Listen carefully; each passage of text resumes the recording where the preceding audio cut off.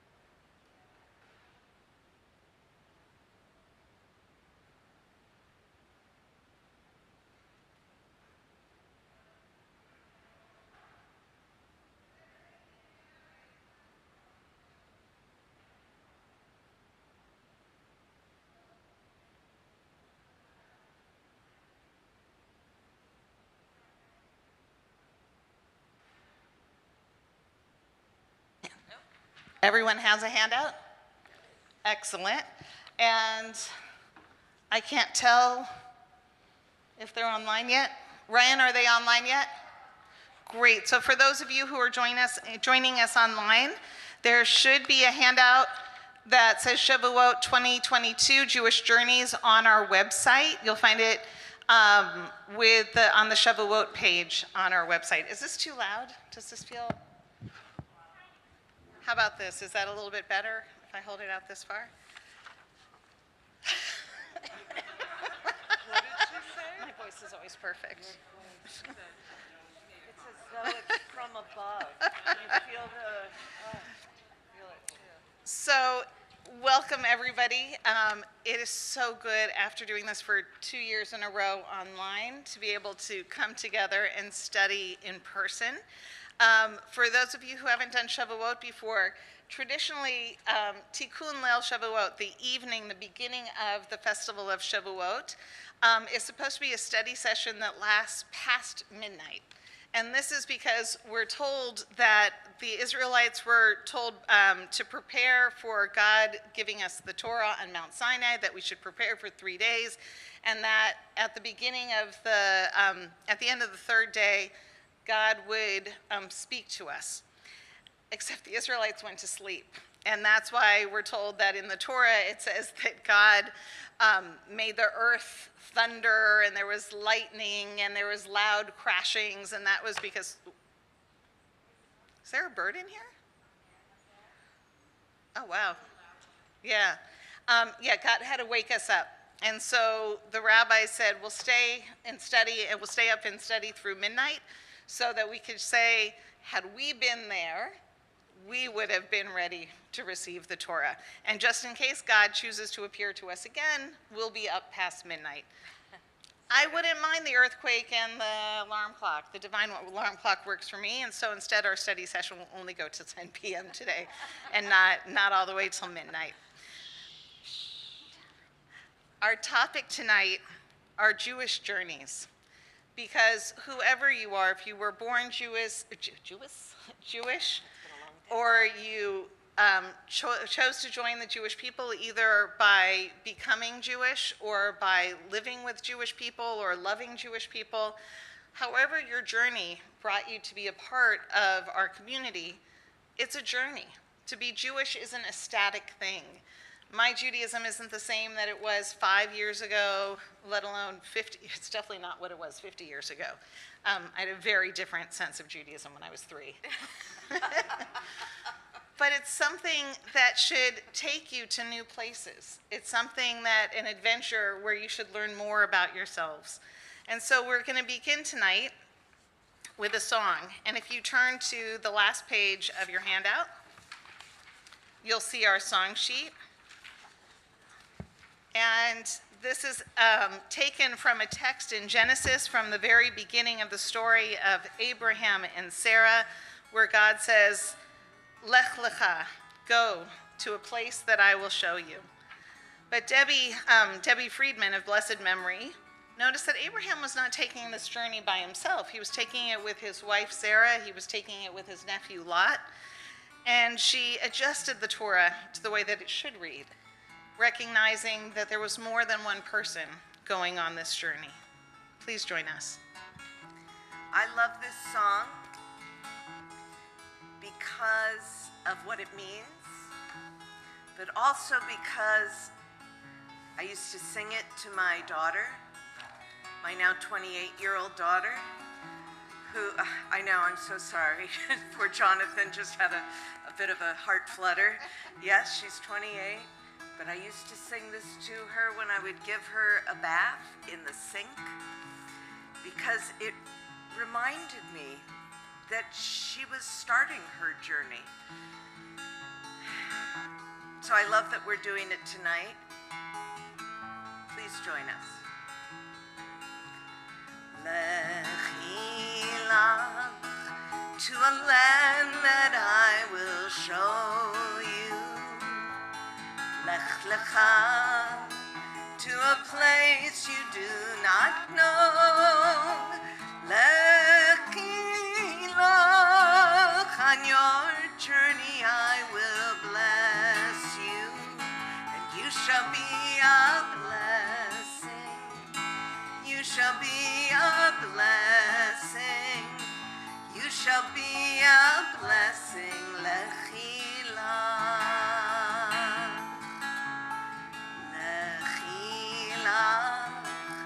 And I shall make your name great. Lech lecha, and all shall praise your name. Lechi lach, to the place that I will show you. Lesimchat chayim, lesimchat chayim. Lesimchat chayim, lechi lach. You shall be a blessing, lechi lach.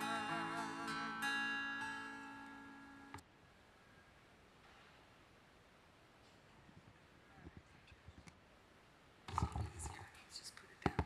Don't touch it. So it's with those words, Lech lecha, that the Jewish journey began. If you turn your handout over, the text that we're going to study and explore tonight, the Torah, the biblical text, will be from Genesis chapter 12, the beginning of the story of Abraham and Sarah, as well as chapter 1 of the book of Ruth. Shavuot is the festival that commemorates the giving of the Torah. So the Torah portion that we read, I'll give you like a quick background for those who don't know. The Jewish Bible is divided into 3 sections. The first section is the Torah, which are the first 5 books of Moses, Genesis, Exodus, Leviticus, Numbers, and Deuteronomy. The second section of the Torah is called Nevi'im, the prophets, which also includes the book of Judges, which can be confusing, but it's the Judges and the prophets. And then the last section, Ketuvim, are the writings. And the writings are books like Psalms or Proverbs, or the book of Job, the book of Ruth, the book of Esther, basically everything that's not in the first two sections. And together we take Torah, Nevi'im, and Ketuvim, and we call it the Tanakh, or the Bible. And for the major festivals, the three main pilgrimage festivals where our ancestors would make a pilgrimage to the temple in Jerusalem to make offerings, each of these holidays have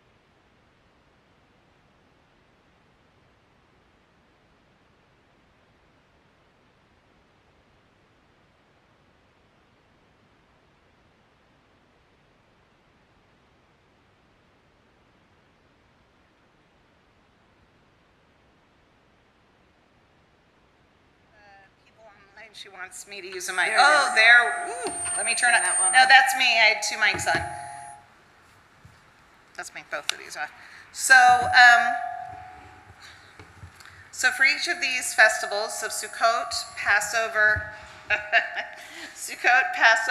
and Shavuot, we read specific sections or specific passages from the Torah and from Ketuvim, from the writings.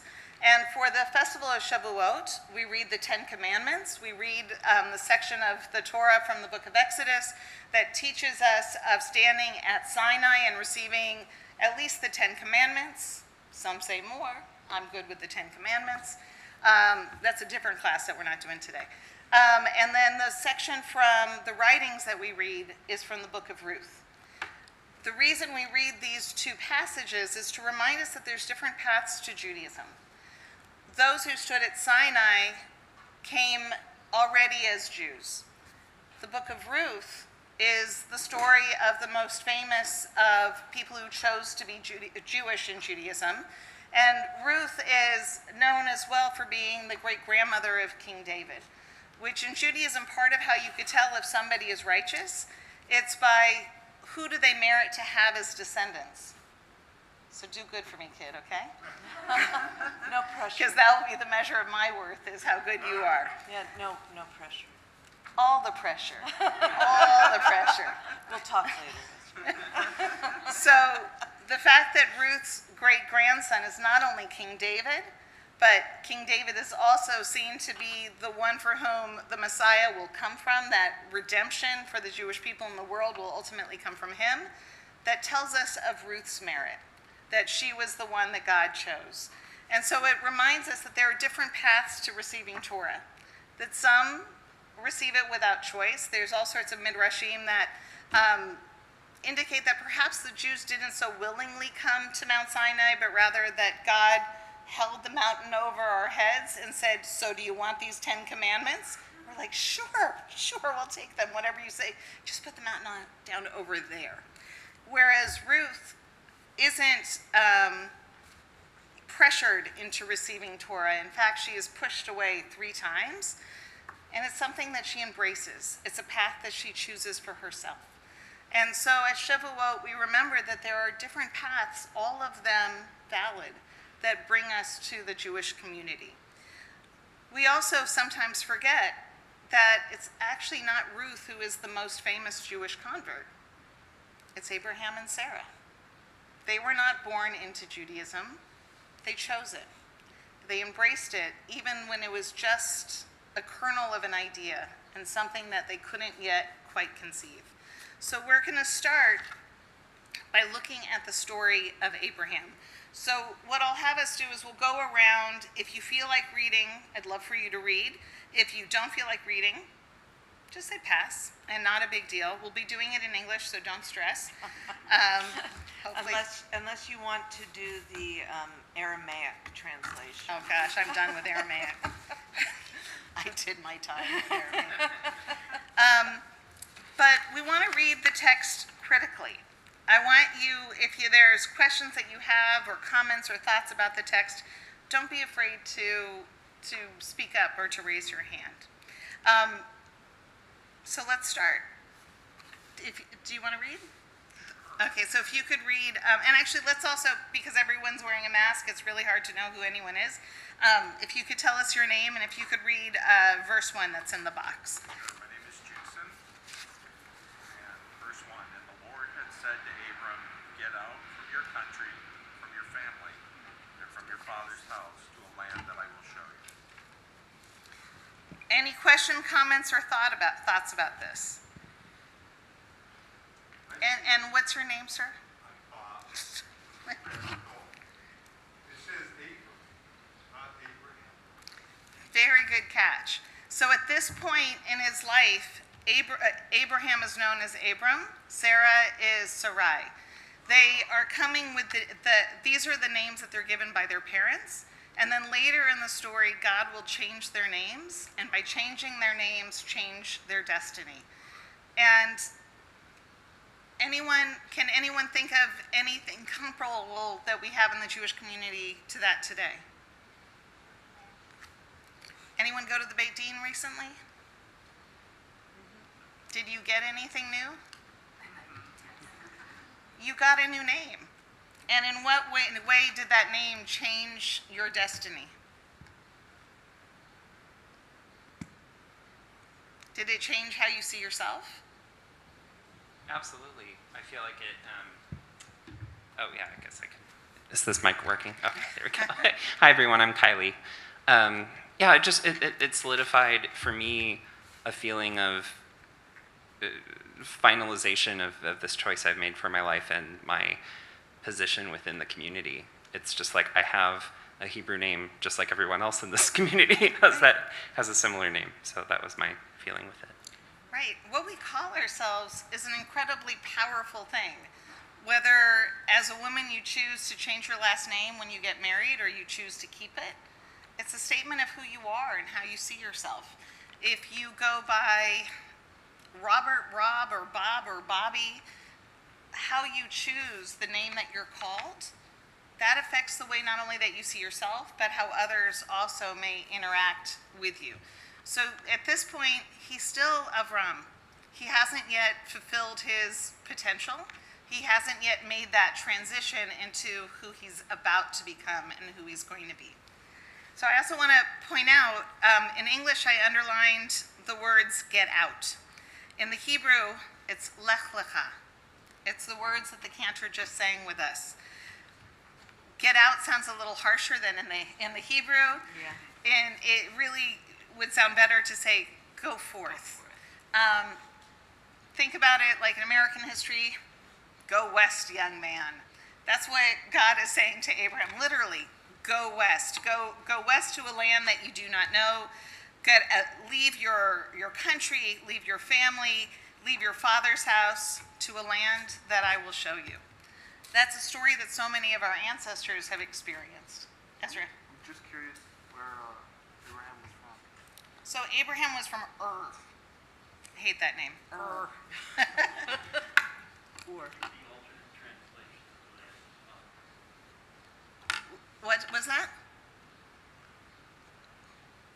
The alternate translation of Lech Lecha. Do you want to give it? Oh, my alternate translation? I think Lech Lecha is really, it's not just go forth, but it's also a repetition of two words. And whenever you see, so if you look at the first line in the Hebrew and go all the way to the left, you'll see that there's two words with a little dash in between them. And even if you don't read Hebrew, you can see that those letters, it's a duplicate set of letters for Lech Lecha. The vowels are different, but the consonants are the same. Whenever there's a repetition in Hebrew, it's an emphasis. It's like, it's not just go out, it's like go out, go forth. Some look at this, it's Pride Month. You could look at it as a coming out story. That sometimes you have to leave the comfort of your family to be able to achieve who you are going to be. He is getting out from the ways that he was raised in, and he is leaving behind him idolatry. It's also an act of faith. Think about the journeys that you may have taken in your life. Think about going off to college, moving to a new town, getting married. There are so many times where it is a leap of faith to go forward into the world and into your life. And God is not asking Abraham, telling Abraham, take this leap. It's also, I see it also as a go towards, like a go towards you, like a take yourself towards where you're supposed to go, as opposed to a simple command. That it's implying something. It's implying that the destination is where you will actually find yourself. So lech is a command to go, to walk. But lecha is also to you. And it's almost like a play on words of go to you, you know? I don't recall my parents ever saying, get out quite that way. Go to you. Although that would probably be a good way to say it to your children. It's go towards what you are meant to be, especially when he says to Avram, that he says to Avram, go to who, to where, to who, to what you are intended for. And for many of it, oh, Dale. You were saying at first, get out is maybe not the nicest translation. But given what the command is, this dramatic break, maybe it's a perfectly appropriate translation. It's like, get out. So I think it could be that. I think it could be interpreted in any way that speaks to us.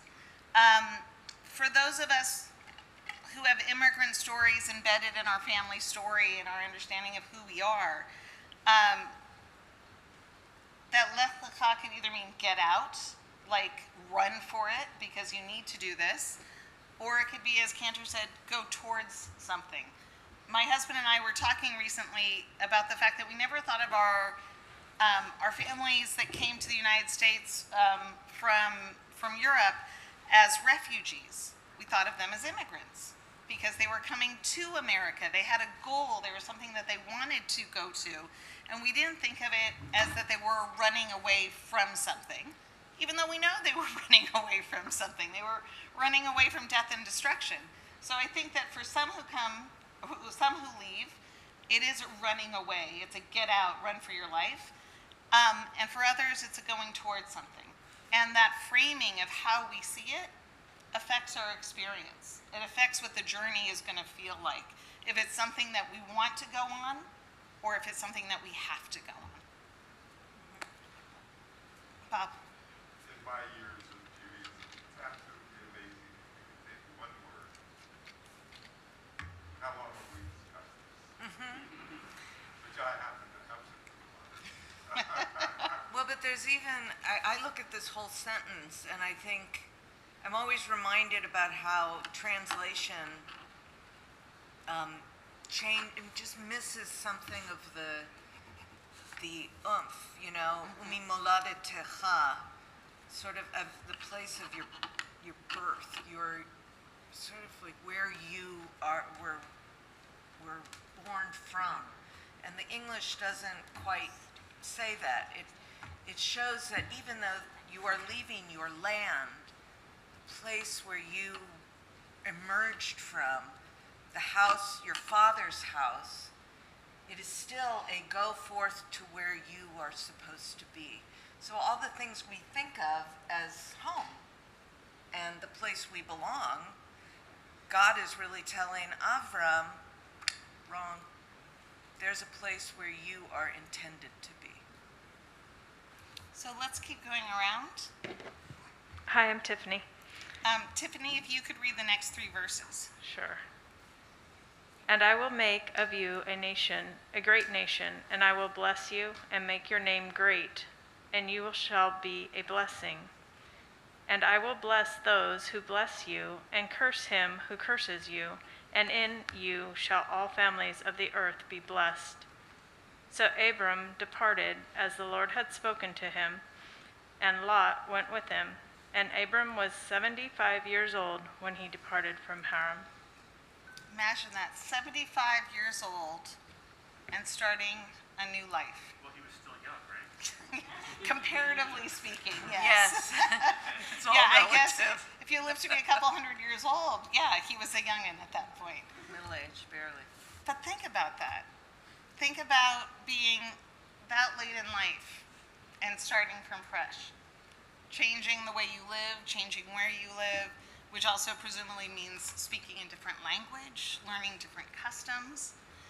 Anything in these three verses jump out to anyone or speak to anyone? So let's go to the next box, because we see we see the return of Lech Lecha in the words lalechet. We see now that first he's been told to leave, and then we see that he goes forth. Kylie? Yep. And Avram took Sarah his wife, and Lot his brother's son, and all their possessions that they had gathered, and the souls that they had gotten in Haran, and they went forth to go to the land of Canaan, and to the land of and to the land of Canaan they came. Any thoughts or questions with that verse? So I've read this another time. Share us your name. I'm Susie. I have never noticed the line about the souls of Haran, and I've probably studied and read this parsha like 10 times. So talk about that. So sometimes it's translated as the people that they had gotten in Haran, but in the Hebrew it says nephesh. It says souls, which is kind of a strange thing, and that's actually what we're going to be exploring on the next page, because it's a strange way of saying something. You would assume that it says anashim, people, but it doesn't say that they collected people. And so we'll look at that in just a second. And where you see went forth, again, that's the lalechet. So first they get the command, and now they're beginning the process of fulfilling it. Anything else in that verse that is interesting or odd? I always think it's interesting that his nephew went, but not his brother. That he took that the next generation opted to go, and leave his father, but not his brother. Right, and you bring a good point up. Who was it who asked where Abraham was from? Somebody asked what city he was from. Oh, that was you. So Abraham comes from the east. He comes from what we would call Babylonia today. We wouldn't call it Babylonia today. Then it was Babylonia. Today we call it Iraq. And the journey actually began with his father and his brothers, as Cantor had indicated. And then they stopped for quite some time. And then Abraham continues the journey that his father began, and he takes his wife and his nephew on that journey. Is that something that resonates with anybody? The idea that our parents may begin a journey, and then we pick up the mantle and we continue that journey? Hi, Allie. I would say, yeah. My father's Jewish. My mother was gonna convert, but she was killed, so she wasn't able to finish that journey. And I finished that journey because I converted. And I feel like she died, but I wanted to live the life that she wanted. She wanted for me. So I feel like I continued that journey for her, but I also found my true self in that journey. I think that's beautiful. I think that's a beautiful modern reflection of exactly what the text is showing us. That's lovely. So let's turn the page. Let's look at page 2. And let's look at this odd concept of the people or the nephesh that were acquired. Who's next? Kylie, were you the last? Go for it. Do you have the mic? No, it might be migrated. Okay. Here, we're sharing this one if you want to pass that one down. That's okay, Helen. We'll pass this one down. You want me to read the Rabbi Gunter? So Rabbi Gunter Plaut, for the Torah commentary, this is the blue Torah commentary that you see in the foyer. That's the one that we use here on Shabbat. It's a Reformed Torah commentary. People they had acquired, the slaves. Targum Onkelos embellishes this by saying enslaved to the Torah, which suggests that they had been converted, a meaning adopted also by Targum Pseudo-Jonathan. However, conversion in the latter sense, did not exist yet. So first let me say a little something about Onkelos and Yonatan. So Cantor was teasingly saying, let's go for the Aramaic. So Onkelos and Pseudo-Jonathan or Pseudo-Yonatan were actually translations in Aramaic that date back about 2,000 years. Onkelos he's also known as Onkelos Hager. He was a convert to Judaism who lived about 2,000 years ago, and he wrote the definitive translation of the Torah into Aramaic, which was the language of the Jews 2,000 years ago. That we know that 2,000 years ago we had already stopped speaking Hebrew and we spoke Aramaic, and Hebrew was reserved for Torah, for study, and for prayer. And so what the rabbis look to when there's something strange, because the rabbis looked at this and said, oh, well, that's weird. They also thought that the word nefesh was a strange use. So we then go to Targum Onkelos, who is an older source for us to try to get an understanding of what was meant at that time. And then we have Targum Pseudo-Jonathan, Targum meaning translation, and Pseudo-Jonathan was a very creative translator, to say the least. So Onkelos tries to do a pretty strict academic translation of the Torah into Aramaic. Jonathan would get, not this Jonathan, that Jonathan would get a little bit more creative, and he would include giant chunks of midrash, of secondary teachings, into his translations. And so it's a way for us, Onkelos will tell us like literally what's going on. He'll help us understand words that we don't necessarily understand anymore. And Jonathan will say, yeah, here's the backstory of what's happening. So what we know that is that 2,000 years ago, we're already questioning what in the world does it mean. And so what do you think it means here when Onkelos is saying enslaved to the Torah?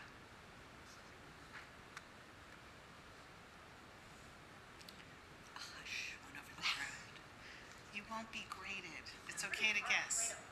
What? It's a pretty harsh way to put it. It's not the way that we put it in Reform Judaism, but it's actually a very traditional way of saying it. We'll talk about Ol HaTorah, the yoke of the Torah. So in many Orthodox settings, they refer to Torah as a yoke. Now, that doesn't necessarily mean a burden. If you think of animals that are yoked, the purpose of the yoke is to keep you going straight and along the right path so an animal doesn't veer off. So if you have two oxen, you want them yoked together. Otherwise, one may go wandering this way and one will go wandering that way, and you don't get your work done. And so when you have the yoke of the Torah, it's to keep you going straight and to keep you going in the right direction. Reform Judaism doesn't like the concept of us being yoked by the Torah. We prefer the concept of choice, of choosing to follow the mitzvot as opposed to being kind of forcibly harnessed into them. So when he says enslaved to the Torah, what does that mean they are not enslaved to? Yes, thank God they're not literal slaves. Onkelos is definitely wanting to make it clear that this does not mean that Abraham and Sarah bought slaves, but it also means that they're enslaved to something higher and more spiritual.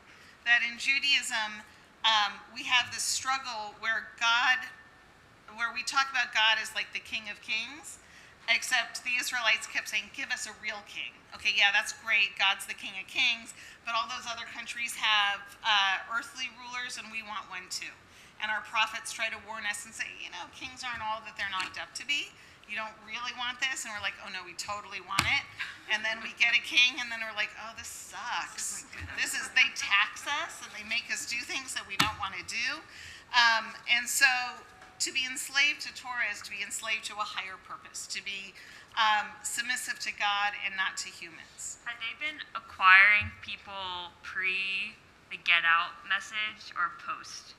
Or when did they acquire all these people? Post. So the way that if you turn back to the page before, it looks like that this happens after they've heard from God. That they, because in verse 1 we have Lech Lecha, get out, and we have the blessing. And one assumes that they've already started following God's teachings before God says, get out of here. That Abraham's father took them on that first part of the journey where they gave up idolatry, and that basically Abraham and Sarah are proselytizing. That they're telling others about, oh no, don't follow idols. There's something that's not physical, that's not something that we don't make with our own hands, that we should be paying attention to. And so we tend to think of ourselves as all descended from Abraham and Sarah, except this tells us, maybe not. There's a whole group of people going along with Abraham and Sarah and bringing the message along. So let's look at Rabbi Devorah Weisberg. She's one of the main contributors to A Woman's Torah Commentary. She's also the head of the rabbinical program at the Hebrew Union College in Los Angeles. And I forgot to use my name. I'm Betty. Oh, sorry, Betty. Sorry. Susie again. All right. And the people, Nephesh, they acquired, Asu, literally made, in Haran. According to the Breshit Rabbah. So this is a commentary that's comparable to Targum Onkelos in terms of age. Awesome. Sarah was an active agent of God's work in the world, even when she and Abraham were still in Haran. Commenting on the literal sense, Rabbi Eleazar said in the name of Rabbi Yossi ben Zimra, if all the inhabitants of the world got together to create a living being, they would be unable to animate even a mosquito. But the Torah says the people they had made. These are the proselytes they converted. The Midrash then asks, if the verse refers to conversion, why does it employ the verb made? To teach you that when a person converts another, it is as if the one created the other. The Midrash then points out a problem. It should say he had made. Why does it say they had made?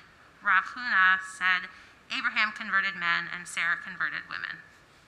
So is this a new text for most people? Is this a Midrash that's new? So what are some of your thoughts or reactions to this text? How does it change the way that you might have understood verse 5 in the Bible? Well, for me, it makes sense of the Hebrew. Which Right. I'm trying to focus on, like hyper-fixated on those words. I'm like, Asu, you made something. Like, how does this possibly work? So Right. it gives me a little bit of an answer. And how does it make you look at the concept of somebody becoming Jewish? How is it different to be converted versus to be made? Does it change the meaning? It makes me think of how after conversion or after emerging from the mikveh, you're a new person, or you are like first, like your soul is new, like you're a new baby. Nice. How about anyone else? I think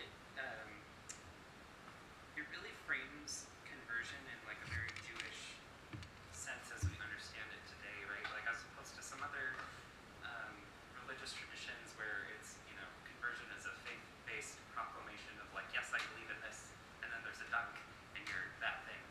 And I feel like with the path to Judaism, it's a whole lot of learning, and it's not just theology, but it's culture, it's language, it's history, it's all of these things. And along the way, like for me, I've had people that have made me the Jew that I am today, right?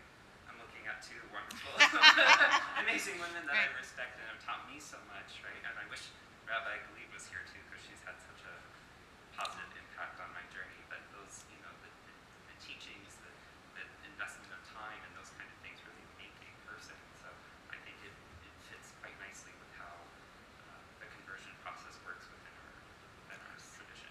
And how beautiful that expression from an ancient text really is a part of our English language as well. Exactly as you said, they made me who I am.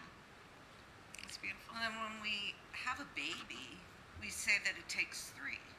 It takes a man, it takes a woman, and it takes God. Or it takes sperm and an egg, because Right, now well, we can do it all in a exactly. petri dish. Yeah. Okay. It takes the male genes or the sperm and yes. Okay, we don't need to get into all that. Thank you. But that's also what it's talking about here. That Abraham engaged with the men, and Sarah engaged with the women. But through it all is that third component of of God that creates a soul. It's like bringing a soul home. And it is like making, birthing, creating, as opposed to changing teams. I also want to point out this is really a proto-feminist teaching here. It puts Abraham and Sarah at the same level. They're both teachers. They're both engaging in the act of creating new Jews. That it doesn't put one above the other. And that's a radical idea here, that it puts Sarah in a position of religious authority in the same way that Abraham is. And this is a text that's thousands of years old. Any other thoughts or questions about this?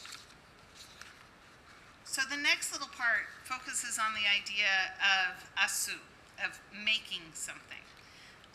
In our daily liturgy, in our daily prayers, there's a collection of prayers known as the Nisim B'chol Yom, the blessings for the miracles of every day.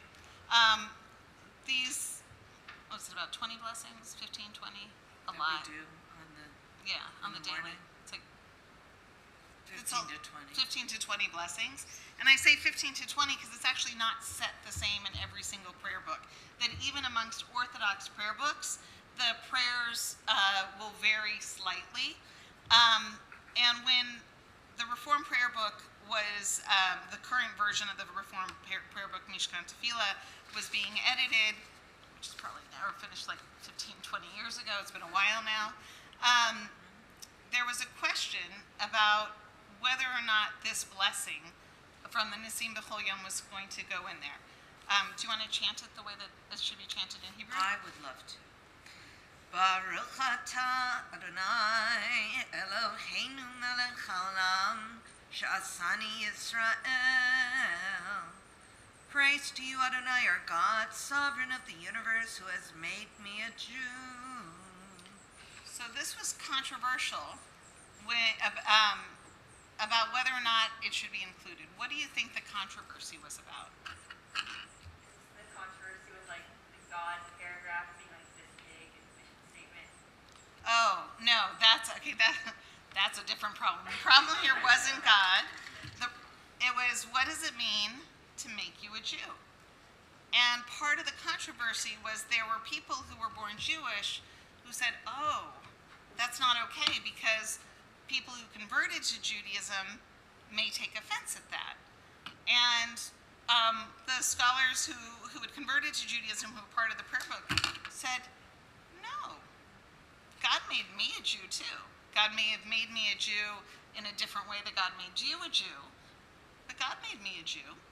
And that it helped us to understand to make something doesn't necessarily mean physically, but rather, going back to that text from Genesis, it's the nephesh. It's our souls that are Jewish. It's not our bodies. It's not DNA. There was controversy some years ago, not too many years ago, when ultra-Orthodox Jews who were affiliated with the Israeli government were demanding those in the former Soviet Union who wanted to make Aliyah, they wanted them to take DNA tests to prove whether or not they were Jewish. And the rest of the Jewish world kind of freaked out about it and said, your DNA doesn't make you Jewish. DNA has never made us Jewish. That to be Jewish is something more than that. And a DNA test is not going to be able to tell if somebody had converted to Judaism or if their parent had converted to Judaism. And that this was an abomination to try to test and measure somebody's Judaism by their DNA. Because when we tell the story of standing at Sinai, we say it was all of the souls of the souls of all who would ever be Jewish stood at Sinai to receive Torah for themselves. Well, if it's your soul that's going to be Jewish, then that includes everybody who's going to convert to Judaism. It's everybody who's going to claim their Judaism who stood at Sinai at that moment. And if you're going to use DNA as the defining source, you're missing the point of what it means to be a Jew. Well, and it changes, it just solidifies why the words matter. that it isn't the people they had acquired, it's the souls they had acquired. That just like what you're saying, that there is such a difference, and I think we have to be careful how we look at even simple translations, because it changes the way you see something. It reminds me of how my grandmother used to describe her Judaism. She'd say, I'm Jewish in my kishkis, in my guts. You know, this idea that it is an internal sense. Whereas there are people like, you know, it's so funny, I never want to remember his name. I'm sorry. I can't help you then. His rabbi wrote a whole Yom Kippur sermon about how he was a bad Jew. Oh. It's painful. You could actually make up whoever it is. He's on the board. Not our board. No, he was the architect of the anti-immigrant. She's thinking of Alan Steinberg. Oh no. That's who you're Stephen thinking Miller. of.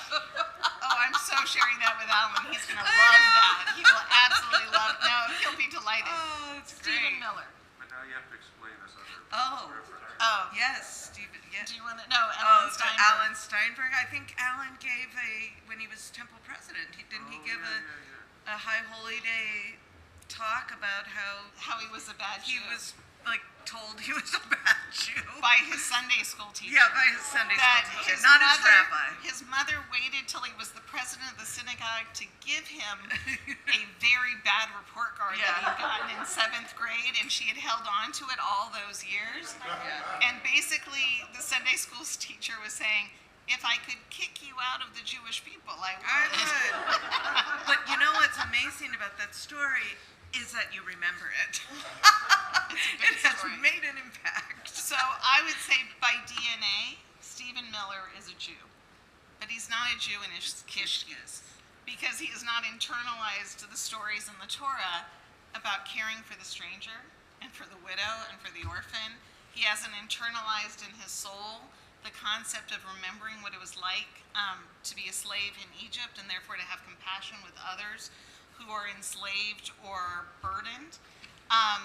To be Jewish is not just to be born into a Jewish family. It's to live by certain values and beliefs, by connecting yourself to a story that is larger than just the story of your own life. I didn't know that this was a controversial lesson. Yeah. Because I've never heard it in myself that way. That God has made me a Jew.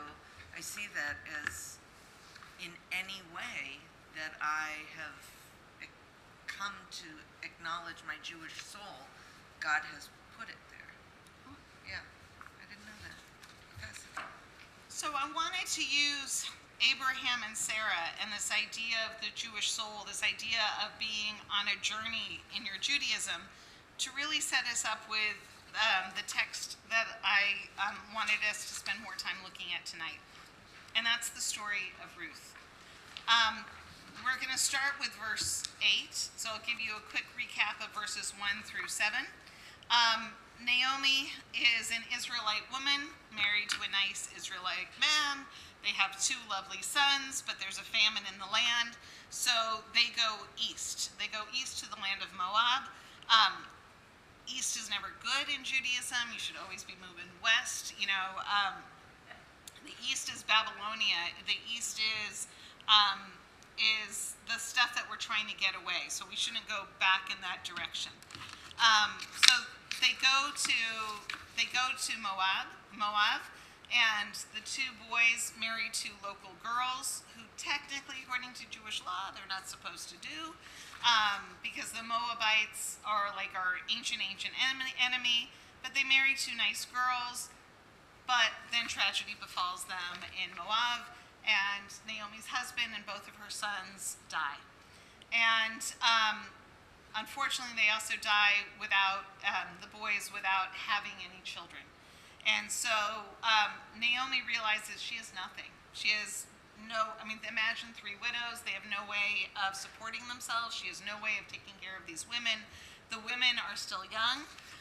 She loves her daughter-in-laws, but she urges them to go back to their father's houses because she knows that they could still get remarried. They could still have a chance for a life. And that's where we come in on verse 8. There we go. And Naomi said. And Emily, do you have a name? Emily. Yes. Yes, and my name is also Ruth. Oh, nice.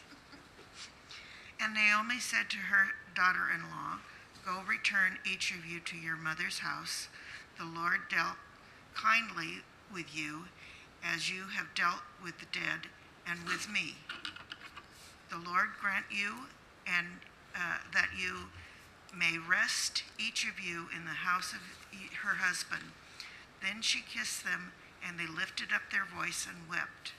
And they said to her, "No, we will return with you to your people." And Naomi said, "Turn back, my daughters. Why will you go with me? Are there yet any more sons in my womb, that they may be your husbands? Turn back, my daughters, go your way, for I am too old to have a husband. If I should say, I have hope, even if I should have a husband tonight and should bear sons,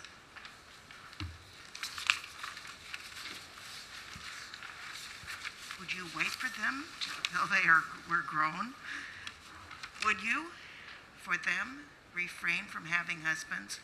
No, my daughters, for it grieves me much for your sakes that the hand of the Lord is gone out against me." And they lifted up their voice and wept again.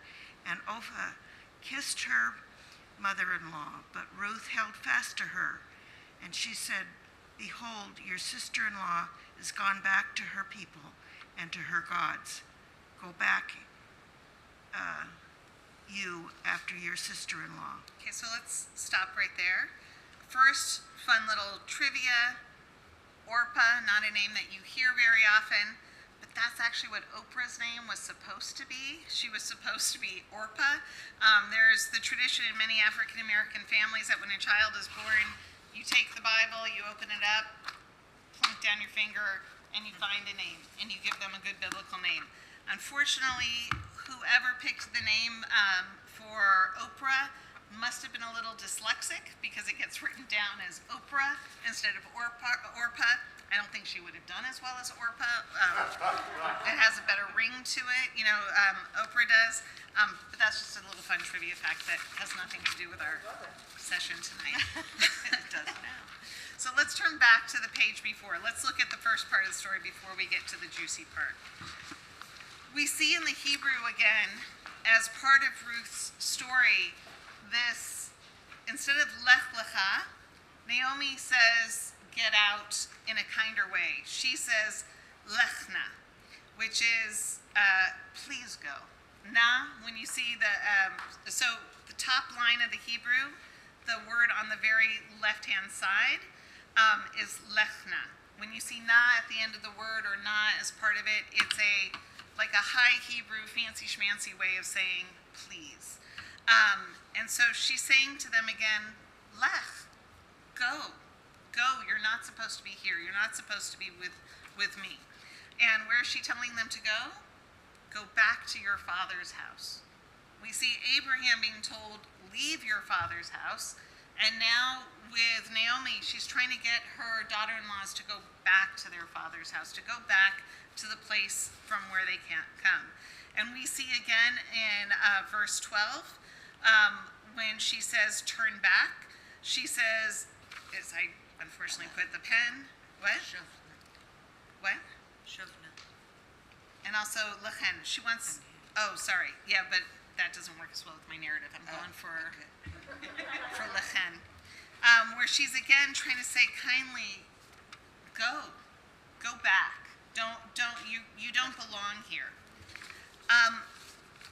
What does it mean to you, this idea that in both of their stories, they're being told that where you are right now is not the place you're supposed to be?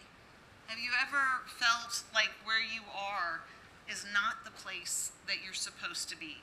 That in order to become who you want to be, or as the cantor said, in order to go closer to yourself, you actually have to leave the spot that you're in. And I don't mean necessarily physically. It could be changing your job. It could be getting out of a relationship. It could be converting to Judaism. It could be all sorts of stuff. Has anyone ever had that experience where you understood that you had to leave the path that you were on and go in a different direction? My mother, this just over a year ago, because she's my mother, but I was raised with a different family, and I've had a couple difficult years, so I needed a different environment, a different kind of way of life, and she's been really helping me with that. And how did it feel? I mean, was it scary to kind of make that change, to take that first step? Oh yeah, any kind of change is always scary to me, but you kind of have to leap, otherwise you don't know where you're gonna go. You stay there, you know you're gonna be there all the time in that situation or in that environment, but you don't know, if you jump, you might go be somewhere better. Right, it takes faith. It's an incredible leap of faith to move from the path that you're on. As human beings, inertia is so powerful, and it is so tempting, because as you said, change is terrifying. And sometimes, even if we're in a bad situation, it feels easier or safer to stay in the known rather than to leap into the unknown. Any other thoughts about verses 8 through 15? I think it's sorry. Go ahead. Victoria. And I'm sorry, what was your name? Victoria. Victoria. I noticed in the handout that we're reading, it says mother's house rather than father's house. Wait, what verse is that? 8. Turn each of you to your mother. Oh. I was just curious. That's true. You were totally right. And that is so funny. All these years, I've thought of it as your father's house. That's fascinating. The end. So what do you think is the difference? And remember, Midrash is us bringing our own light to the Torah so we can interpret it however we want. Bless you. How does it change your interpretation, thinking of someone returning to your mother's house versus to your father's house? A mother is more nurturing. God willing. Yeah. If we're lucky. Right, but there is that kind of concept of almost like going back to the womb. Wow, I cannot believe I missed that. Good catch. How about for anyone else? What would it mean to you, the difference between the idea of going back to your mother's house versus going back to your father's house? Just because I'm holding a microphone and it's really convenient. I also am thinking about this phrase coming from one who is in a motherly role herself and has been deprived of that role.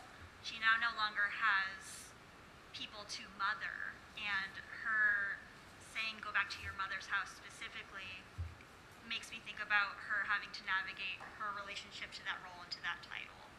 So go back to your mother's house is also her saying I can't be your mother, and I see that as really moving and painful. I totally agree. That's beautiful. I think maybe too, she knows like what it's like to lose her children, obviously, and not have grandchildren. She's not going to be a bobby, so maybe she feels the pain for the mother that the daughters left that mother to be with their sons, and now maybe like I've lost my children. I know how painful that is.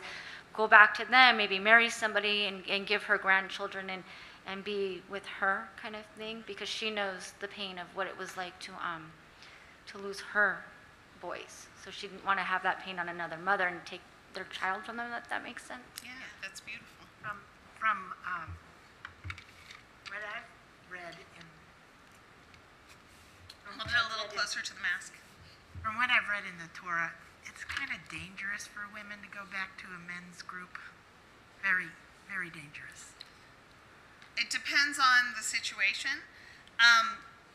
If we want to look at this, take this out of theology for a second and go into looking at this from a historical and sociological perspective, It's an important reminder to us that we tend to think of the Bible as a patriarchal book. It is not. Not in the least, especially the book of Genesis. That if you do a careful reading of the book of Genesis, what we see is actually a society that is much more egalitarian than we think of it. Not egalitarian as in everybody is equal, but that women have a more powerful role than we necessarily think of in ancient societies. In Genesis, when Abraham has to get a wife for his son Isaac, and he sends his servant back to to Sarah. Wait, is it Sarah's brother? I can't remember whose brothers. I can't remember which side of the family, because Sarah and Abraham are cousins also. So sends them back to the family to go get a wife for the son. Rebecca's family is clearly a matriarchal society. That the servant is told, Rebecca is identified as being the mother's daughter. Rebecca is given the choice to go or not to go. Her brother doesn't have the right to make the decision for her. But it's very clear that she has personal agency to decide whether or not she's going to choose to get married. We also see that from in the world of the Torah, God is also is equally concerned with who the mothers are as who the fathers are. And so Abraham takes a while in getting the message that it's not just that his descendant is going to be the one who passes on the religion, but it's his child with Sarah and not his child with someone else. And we see throughout that Abraham and Sarah, Rebecca and Isaac and Jacob and his 4 wives, that the mothers matter. That when each of them has a son and the son marries the wrong wife, that the child follows the faith of the mother and not of the father. And so we see that there's a little bit more parity going on in that society than we think of in later on in Jewish history, and that somehow the matriarchal society kind of gets brushed aside. And part of that, do we have any teachers in the room? A couple. The teacher has incredible power to decide what is taught. That there's a lot of stories in the Torah about strong women, but if those stories do not appeal to you, you're not going to teach those stories. As teachers, we teach the stories that are interesting to us, the ones that resonate with us. And when you no longer allow the women to be part of the teachers, one of the teachers, some of those stories are going to fall to the wayside. So I really want to say thank you for catching that with the Mother's House, because it reminds us to look at ancient societies were often more nuanced than we give them credit to be. And it pairs beautifully with the idea of Sarah being a partner to Abraham, and that Naomi really is playing a very strong role, and that mothers play a strong role in this story. I'm always struck by how much love is in these relationships, how much concern and just really pure love, that Naomi is saying, I can't provide for you, and how painful it is for them to all separate, or to even think about separating. And to me, it's heart-wrenching, because it's really not just the loss of the sons and the husbands, it's the love between these women for each other. Right, and if you look at verse 13, in the middle of verse 13, we see that she calls them my daughters. These are not her biological daughters, but they're her spiritual daughters. That relationship is, even though her sons have died and they're technically not related anymore, there is still that emotional attachment that they are still family. So let's now look at verse 16 and 17. Rabbi, Yeah. I have one question about verse 15. Mm-hmm. It says, and she said, behold, your sister-in-law has gone back to her people and to her gods. Can you talk about that a little bit? So the implication here is that when the two Moabite women are married to Naomi's sons and they're living together as a family, they're not worshiping idols, that they are following the religious practice of that household. Our concept of conversion today is radically different than what it was in those days. And part of how we can understand better what it was like then is actually looking at the word that we use for convert. That to convert is lagur, a convert is, well, once you become Jewish, you're no longer a convert, but we refer to a person who is a convert is a ger. Lagur means to dwell. And a person who converts to Judaism is one who dwells with us. And so at this time, it was definitely not the long process that it is today to become Jewish. It was somebody who pitches their tent with us. Think of somebody like who has a green card and then becomes a naturalized citizen. It's somebody who has said, hey, I'm part of this community. I am throwing myself in with you. That, you know, I'm going to pay taxes, I'm going to vote, I'm going to volunteer, I'm going to do all of these things. And that it was probably more like that. So that while they're living in their mother's household, or their husband's household, they're following the religious practices of that household. Which might or might not be Jewish. Oh, no. It is the girls were not from Jewish families. So these were interfaith families, and that the women practiced Judaism while they were married to the sons. And Naomi says, look, I'm releasing you from this. You're young, you're widows, go back. And here we see that Orpah goes back to her house, or to her people, and the implication that by going back to her people, she'll also worship the local gods that are part of that also. It's interesting that there doesn't seem to be any stigma attached to removing the yoke, right? Right. Adopt this yoke, take it off, it's all good. So part of the interpretation would be that they didn't formally convert. And so that's why I went first with the example of a green card. They've pitched their tent, but they haven't necessarily claimed it for themselves. That it's more their husband's household's faith. I think religion was a lot more fluid in those days than we think of it today. That they also think of gods. No What? gods before me. You shall have no other gods before me. Right. Good point. That in our Torah, God says, you shall have no other gods before me, which implies that perhaps there's other gods out there. That there was a belief that, kind of like think of Greek mythology. Where was Athena most powerful? Yeah. In Athens.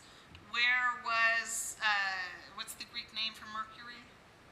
Hermes. Wrong guy. Mars. I'm sorry, Greek name for Mars? Aries. What? Where is Ares most powerful? In Sparta. So there's an idea that gods were localized and they were the most powerful on their home turf. Judaism has this I just like that. Home turf. home turf. And Judaism has this radical concept that our God may have a home turf, but is not only located there. And so with the whole Exodus story, what we really have is a cosmic showdown between the God of the Israelites and the gods of the Egyptians, with Pharaoh being the last and mightiest of the gods. Because remember, Pharaoh is considered a god in Egyptian culture. So if you look at each of the 10 plagues, each of those plagues are also represented by a god in Egypt.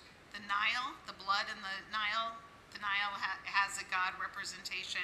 All of these have a god representation, whether it's the locusts or it's the frogs or it's the animal, the cattle. With the death of the firstborn, including the death of Pharaoh's oldest child, shows that God is one by one knocking off these gods.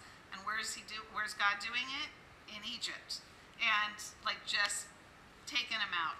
And so it was a way of kind of flexing muscles outside of the land of Israel to say, hey, I'm everywhere. We distill that down to a more that's right, palatable concept of monotheism later on, something that's more, that monotheism doesn't mean that we worship one God, but that there is one God.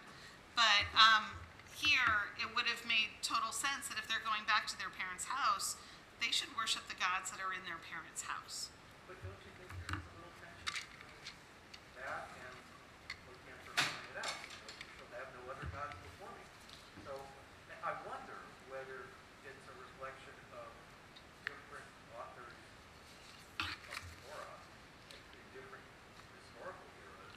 Oh, this is definitely, yeah, there's definitely different. And so the writings are not seen usually as prophecy, the books in Ketuvim.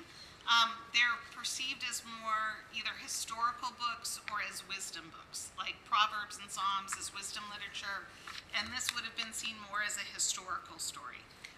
So it could absolutely have a different type of author than we would have seen in the 5 books of Moses. But there's also, the big picture and then people, right? So here's Naomi, she loves her daughters-in-law, and she's just talking to them, and she's accepting them for who they are and where they come from, and she's not, just as a person, she's not creating judgment, she's not coming at this from any theological perspective, she's just loving her daughters-in-law and saying, go home and take on your family's traditions. It's like go and eat the food of your home. And interfaith families were much more common then than we think of today. We picture the Judaism of our grandparents or great-grandparents or the Judaism of the 1800s as being somehow set in stone for the last couple thousand years. Judaism has evolved, is constantly evolving. And so in this era, it would have been more likely for there to be interfaith homes. But from the viewpoint of the book of Ruth, at this point, neither one is Jewish. Neither Ruth or Orpah is Jewish, and that takes us to this next verse, or next 2 verses, because in verse 16 and 17, what the rabbis say here is the paradigm of what conversion is about. That they say that these statements by Ruth, that with these words, she became a Jew. That this is where the conversion happens. And what's also interesting is there's not a gatekeeper here. There's not well, first of all, rabbis didn't exist for probably 1,000 years yet. But it's a statement of who she is, and that this statement is how we're supposed to understand conversion, which is going to be a huge difference than how Christianity sees conversion. That it's not simply an act of faith; it is how you live. Did you read yet? Nope. Let's go for it. If you could read verses 16 and 17. I feel really honored to have sat in this particular position to read this. My name is Victoria. And Ruth said, do not entreat me to leave you or to keep me from following you. For wherever you go, I will go. And where you lodge, I will lodge. Your people shall be my people, and your God, my God. Where you die, will I die, and there will I be buried. The Lord do so to me, and more also, if even death parts me from you. So Cantor's going to actually chant this for us, so we could hear it in the trope, in the musical style in which it's supposed to be heard. I'll chant verse 16. Vatomer Ruth el tifki vi le'ozvech lashuv me'acharayich ki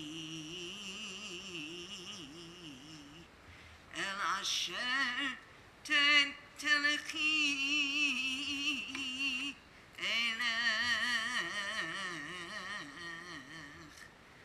uvasher talini alin amech ami velohayich Elohai.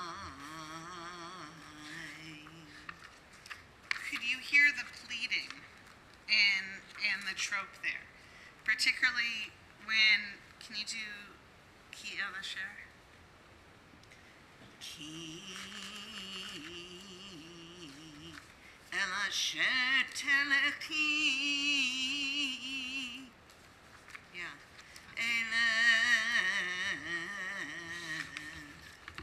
We hear Ruth begging Naomi not to turn her away again. It's from these passages between Ruth and Naomi that we come upon the tradition that a rabbi is supposed to turn a potential convert away 3 times. And it's to ensure that this is something they really want to do. Naomi is trying to make it clear to her daughter-in-laws, this is not going to be easy. Your better life, your better choice is not to come with us. I know that there's a number of people here who have chosen to be Jewish. How many of you have encountered Jews going, you want to be Jewish? Why in the world do you want to convert to Judaism? Anybody ever hear that before? I've had other converts say that to me. Oh, God. They clearly were not having a good experience. She just really wanted to make sure she was playing the part of like, you need to really be certain. It was out of love. Nice. One man told me, no, you don't have to convert to go to heaven. It's not one. That is a common one to say, it's so much easier from a Jewish perspective, earning your place in the world to come by not being Jewish, because there's so many more rules for Jews. Stephen will attest to this, but I say it to him all the time. Like, why would you want to be Jewish?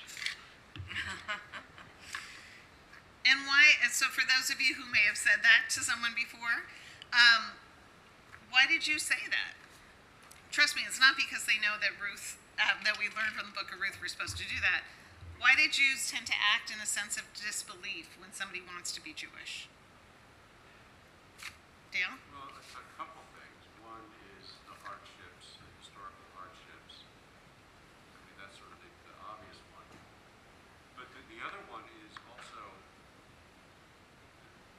the sense of it. That always astonishes me is for those of us who are fairly lazy Jews, but we get to be Jews because we were born this way. We didn't have to take any test or do this, or this. What you go through as converts is kind of remarkable, and yet you still do it. Right. I like to compare it to people who become American citizens. Those of us who were born citizens, for the most part, are lazy. We only have to look at voting patterns to see how lazy most Americans are in our most basic of responsibilities, of civic responsibility, of voting, of volunteering. I shudder at the thought if we were in another situation like World War II, if Americans would actually bond together in any way, shape, or form to do like the blackout nights when you had to close your curtains so your neighborhood doesn't get bombed.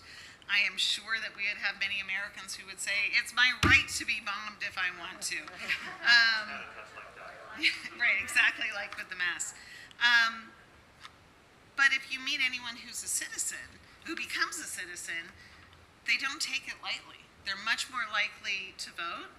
They're much better educated about American history than your average American who's born as an American. They take things really seriously. Want to do jury duty? Yeah.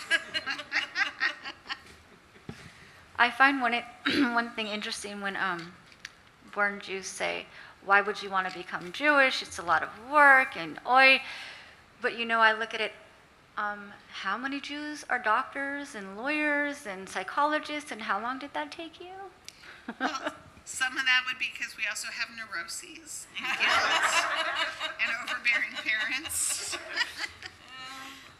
This is true. As a Jewish mother, it's not, are you going to college? It's, which one are you going to? Exactly. That's another session. Yes. Or 5. Jews and antidepressants, right? Oh, thank you. That would. So let's look back at this text again, verses 16 and 17. Thanks. Thank you so much. What is this saying from Ruth's perspective? What does it mean to be a Jew? What are we being taught here? Oh, you're just scratching. I thought you were raising your hand. I would say that for me, I made a commitment to be part of this family, and just because part of it went away doesn't mean that I'm not going to continue to hold up my end of the teachings or. That's exactly right. Right, the bargain. Just because things got tough doesn't mean I'm going to take the easy way out. I'm not going to leave. It's about that commitment. Or another way of saying it is, it's a covenant. It's not a contract. It's a sacred relationship that I've embarked on here. And if you look at this, God comes kind of low on the list. It says, wherever you go, I will go. Where you lodge, I will lodge. Your people shall be my people. And only then does it say, your God will be my God. That's such a huge part of being Jewish, is about being part of that community. It's about being part of that family, about being part of something that is larger than yourself. And in Judaism, part of how we experience God is through community. That while we can pray by ourselves, our most sacred acts are not supposed to be done by ourselves. We can't read Torah without a minyan, without a community of 10 people. We're not supposed to say Kaddish, a prayer for the dead, without a minyan. We need to have other Jews around us in order to actually practice Judaism. And one of the ways that the rabbis interpret this section by Ruth, it's a little dark, but we tend to be a little dark. They look at it where it says, wherever you go, I will go. When you get put into exile, I'll go into exile with you. Where you lodge, I will lodge. If your people are put into ghettos or into some sort of like restricted camps, I'm going to go in there with you. Your people shall be my people. If your people are singled out to wear a yellow star or a funny hat or a collar and a cuff, we've had all sorts of decorative clothing to point us out as Jews. When your people are singled out, your people are my people. And when I do all of these things, then your God becomes my God. Where you die, will I die, and there will I be buried. This isn't a temporary promise. This is an eternal covenant that I'm making with you, that I'm not going to back out. It always makes me kind of emotional. It does. It's such a beautiful expression of connection and love, and it makes me feel that Ruth found with Naomi and her family home, and that it was like a home. I can only imagine it must have been a home unlike any other home she had experienced, that she would so thoroughly cast her lot with, and not with a man, even though she had originally with a man, but a man can provide for the woman, but with a woman who, they didn't have anything. They didn't know what would be coming next. And it always gives me chills, and it always makes me very emotional. Going back to Pride Month, it reminds me of the concept of chosen family. That those bonds of the family that you choose to be with can be every bit as powerful as the families that we're born into. Right. How do these two verses resonate with you? Do they speak to anyone other than the cantor who wants to cry now? Yes. Just give me a minute. They definitely speak to me. I divorced my ex-husband, but I definitely kept his mom. And as you know, when you met her, when you came to, like, she's my mom. She's 100,000,000% my mom, and I got her in the divorce. She's almost more your mom than his mom. Yeah. Well, I honor her more. So she definitely is my mom. She was at my son's bar mitzvah that Rabbi did, and she's not related to him in any way, shape, or form, but I definitely one of the reasons I didn't want to get out of an abusive relationship is I was afraid of losing her. And I was afraid that by telling her what was going on, she would blame me or so. Long story short, no, she got her son help and stuff, but I said I can't be with him, especially with the children, but I want to keep you.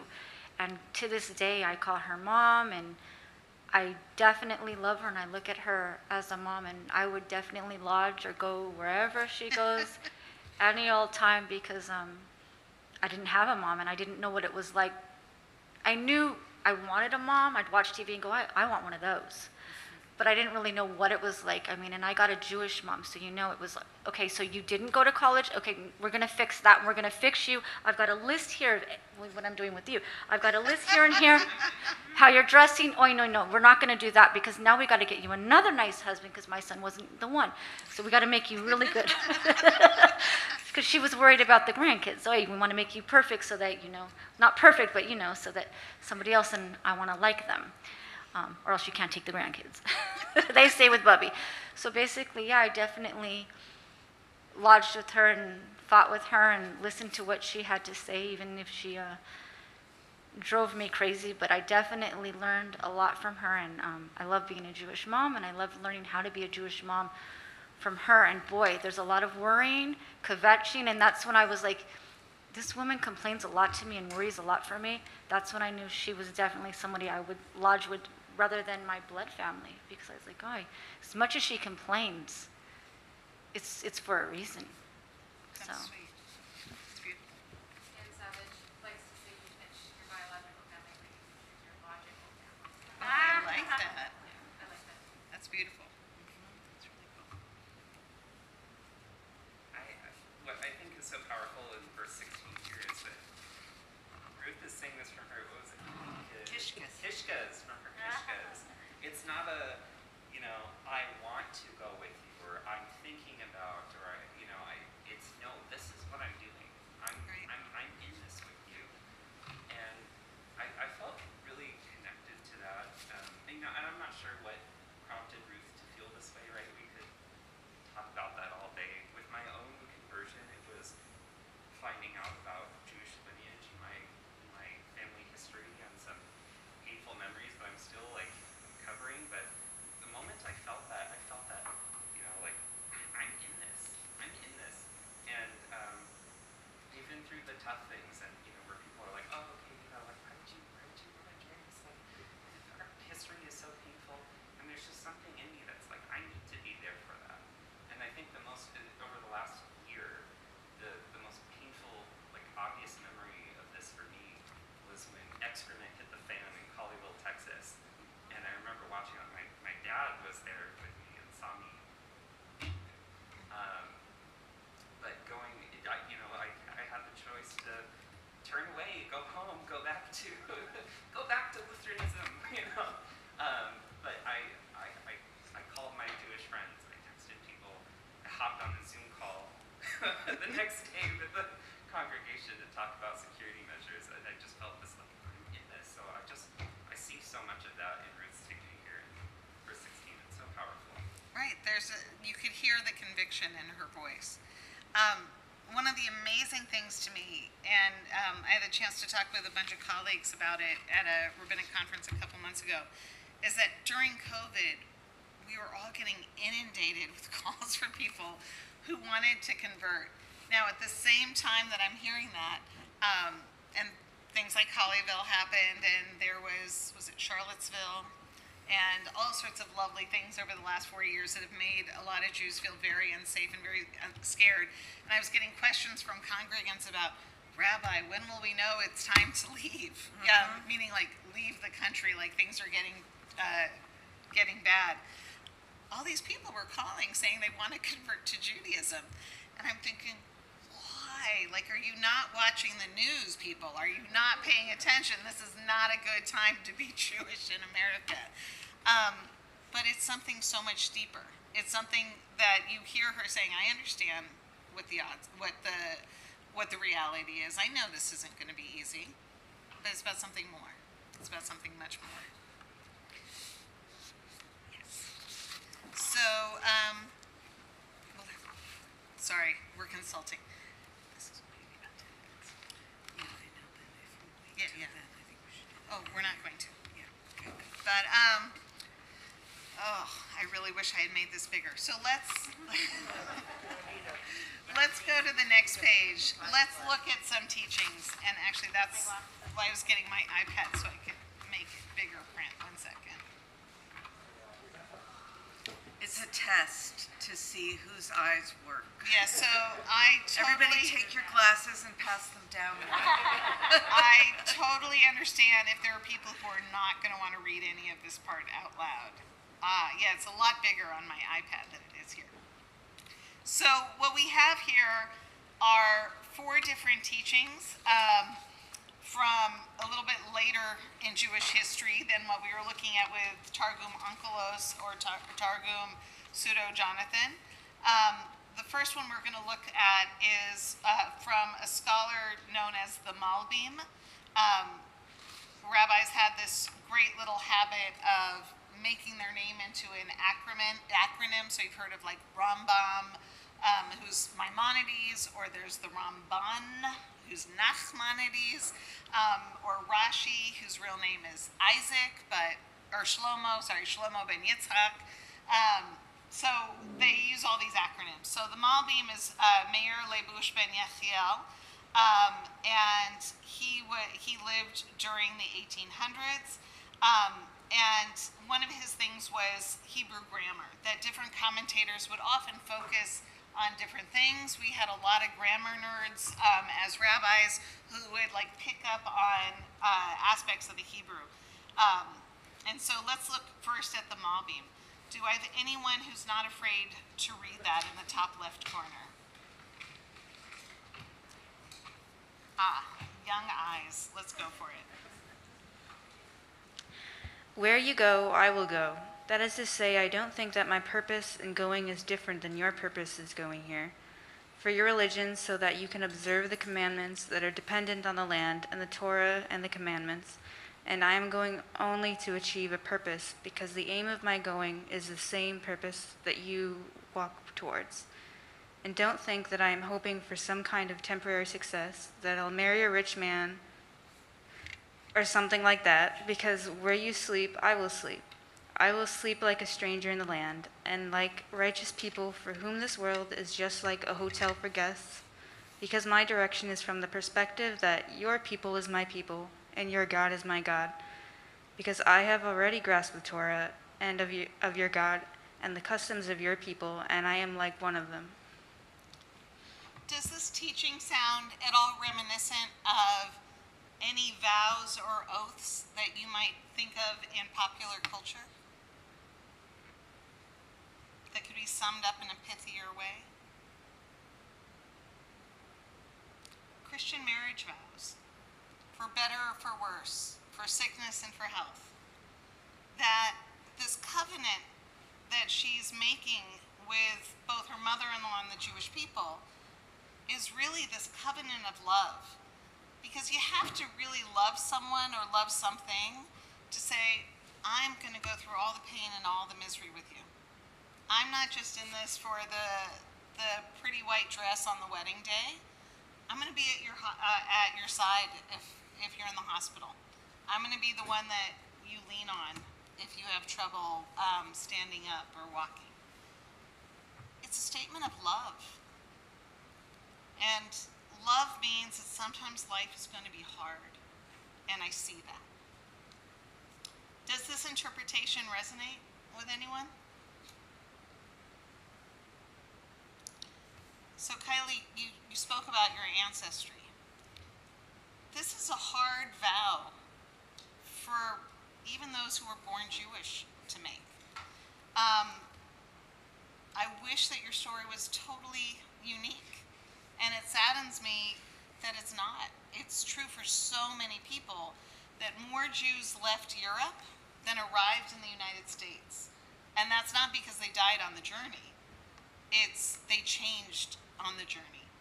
That for many people, the persecution, whether it was in the pogroms or earlier generations or during the Holocaust, we lost a lot of Jews, not because of death, but because of attrition. It's really hard to be Jewish if all you're experiencing is the pain, the trauma, and the persecution. One of the most important reasons I tell parents to send your kids to religious school is because the persecution's going to be there. The prejudice is going to be there no matter what.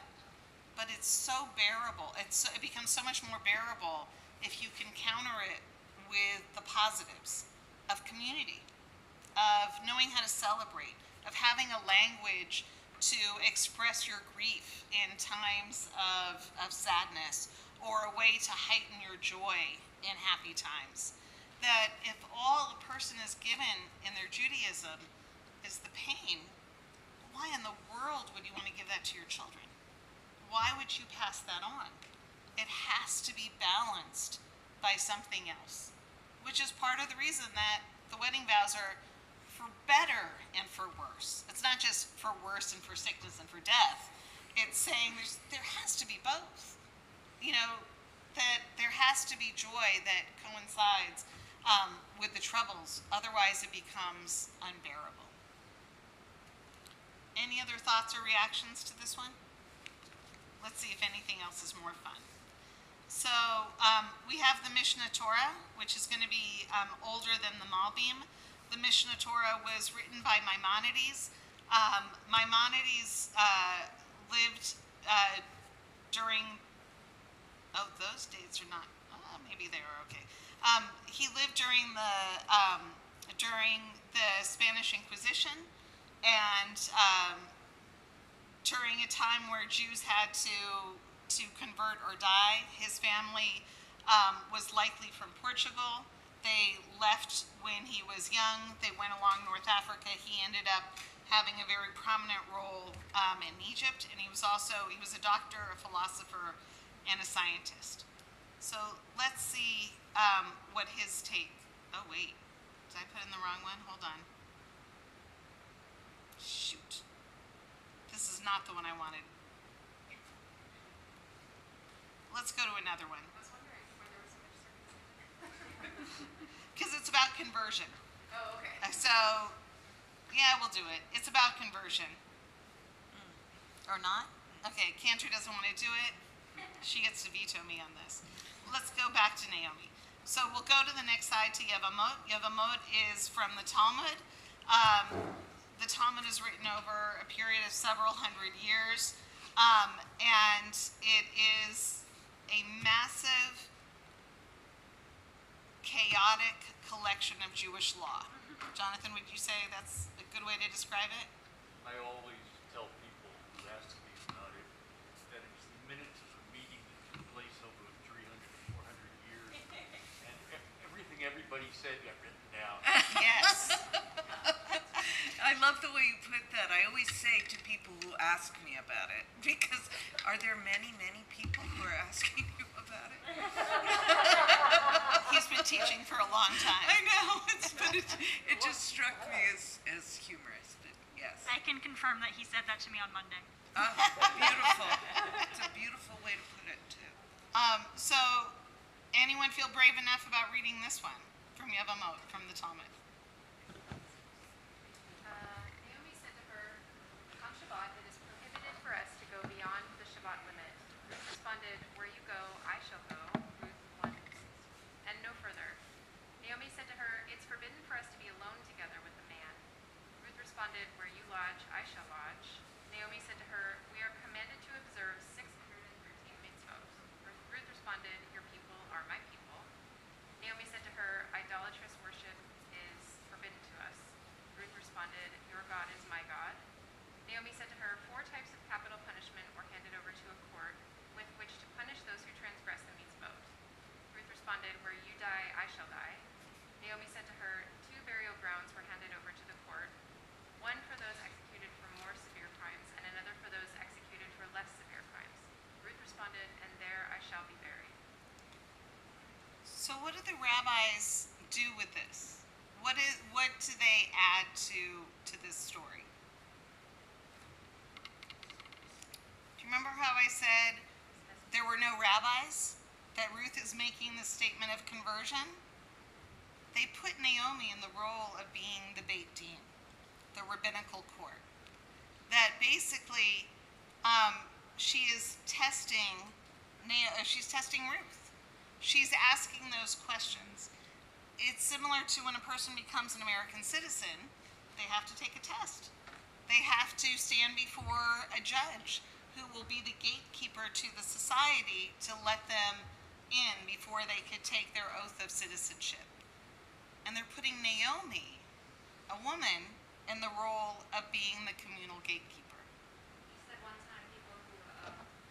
Immigrate to the United States actually know more about the United States is because the tests that they have to take, you have to know a lot about American history, and a lot of people who are born in the United States couldn't pass. A lot of people who graduate high school in the United States could not pass the test. But what do you think of that idea of them putting Naomi in the role of being the rabbinical court? How does it change your understanding of Judaism or of Jewish law? I think what you were saying about I had a thought in my head. When you get it back, just speak up. It's out here somewhere. Dale? Well, what's sort of, maybe I'm missing the point here, but what was striking is, we always talk about Jews, we're supposed to question things. We're supposed to resist, to question. And Ruth is basically saying, just bring it on, whatever. I don't care how awful it is, I'm just blindly going this way. And that was sort of striking to me, that she was like, it was almost comical when Naomi was piling on here, all this awfulness. You say, oh, it's fine, it's okay. That's just so weird. Has anybody ever been in a relationship like that? Where somebody's like, oh, you don't want to love me.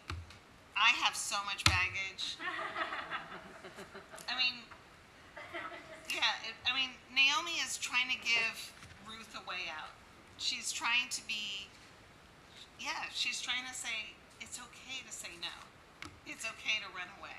Yeah, It seems to me, though, Ruth's version is based on love. She would do all these things out of love. And why do people convert? Usually because, for me, it's love. Right. That's nice. I'm not fond of this. Tell I'm just going us to go why. right there. Because I think it changes the dynamic between the two women, and I think it puts a much more traditionally, I'm going to just say it, a much more traditionally male perspective on how to look at this love story. This came from Ruth's feelings, came from her soul, her kishkas, from her being, and that it wasn't some sort of test that she had to pass, and there wasn't the need for a judgment or a Beit Din. This was sort of a pure essence of desire to become, and I don't particularly like this interpretation. So let's look at it from a psychological perspective. Okay. Shortly after this passage in Ruth 1:17, we see Naomi say, depression amongst Jews is not a new thing. Naomi says, don't call me Naomi anymore. Call me Mara. My soul is bitter. It's like this it's this heart-wrenching passage. She breaks. Yeah. Naomi, so picture this from a psychological perspective as opposed to a Beit Din perspective. Naomi is broken. She is bitter. Understandably, she is bitter. She is heartbroken. She is crushed. Her world has just crashed down all around her. Her husband died. I can't remember. The men are really incidental to the story. They get knocked off in the first couple of verses. First couple verses. They really do. It's sort of like BTW. Men die. Well, no, I was thinking it's more like Verse 3. it's more like when you're watching Star Trek. You don't need to know the guy and the name of the guy The in guy the in the red red shirt. Because he's not going to be around. They were wearing red tunics. They were wearing, okay. yes. It was inevitable. So if you look at this from a psychological perspective, Naomi is completely broken. And she's pushing Ruth away. She's saying, you don't want to be anywhere near me. My life is horrible. But I don't think this was intended to look at it that way. I think this was intended to look at it as how can we justify this in terms of what we do in more modern conversion practices. Modern conversions Well, from the year 500. Okay, modern conversions in terms of how do we justify this from a legal standpoint. And I just don't think the story of Ruth and Naomi, I think is painfully personal, and not, the idea that, I love this line that Naomi quotes the courts, or says, there are 4 types of capital punishment were handed over to a court. It's like a rabbi, a priest, and an imam locked into a bar. It's like, no, Naomi did not say that. She never said that. So it rips up the beauty of the story for me. But how about if you take away the rabbi's interpretation of the 4 courts?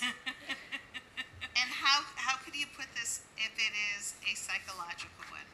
How would would Naomi be pushing away Ruth with each of those statements? But Naomi did push away Ruth with her own statements. Right. But what the rabbis are saying here is they were in conversation with each other. They help. I'm not saying this is the right dialogue, but but to become Jewish is to be in dialogue with each other, with your faith, with the whole thing. You and I have the honor of being part of a Beit Din, and we'll often ask questions like, "Really? You really? This is what you want? This is something that talks to you, like." And you and I have been shocked at the people who've wanted to convert over the last couple of years. Yeah. Because you and I are saying, this is a hard time. This is not great. But I don't know. I just can't resonate because I feel like this dialogue between the rabbis is just missing maybe it's a gender issue. Maybe it's a female perspective. And I feel like it's missing. Or a rabbi, non-rabbi. Because I look at this and I think, this is so awesome. Naomi was like a rabbi. That they're able to see a woman in a position of power. Okay. But I still think that it's missing the point of the interaction between Naomi and Ruth. I think a woman would have written different dialogue. Much different. But I think the book does write the dialogue. Naomi does push Ruth away. And Orpah takes her up on it. But Ruth does not. So one of the ways to understand what the rabbis are doing is they do the same thing with another text that they felt troubled with. And that's Akedat Yitzhak, the binding of Isaac, where we see the same sort of kind of litany of statements, but this time from God to Abraham, where in the Bible it's I'm not going to quote it exactly correctly, but God says to Abraham, take your son, your only son. There's a third one that I don't remember what is that? Your beloved son, and basically go take him up the hill and go sacrifice him. And the rabbis are not comfortable with that string of statements, and they go, there's no way that God was saying all those things one after another. It must have been a back and forth between Abraham. That, here, you be God, Jonathan, and I'll be Abraham. So do each one at a time. Like, take your son. So start with take your son. Take your son. Which son? I have two sons. Yeah, but you only have, No, do the Torah text. Take your son, your only son. I have two only sons. This is the only son of that mother, and this son is the only son of that mother. Your beloved son. Well, that son is beloved to his mom, and that son is beloved to his mom. And so the rabbis put into Abraham's mouth the other side of the conversation.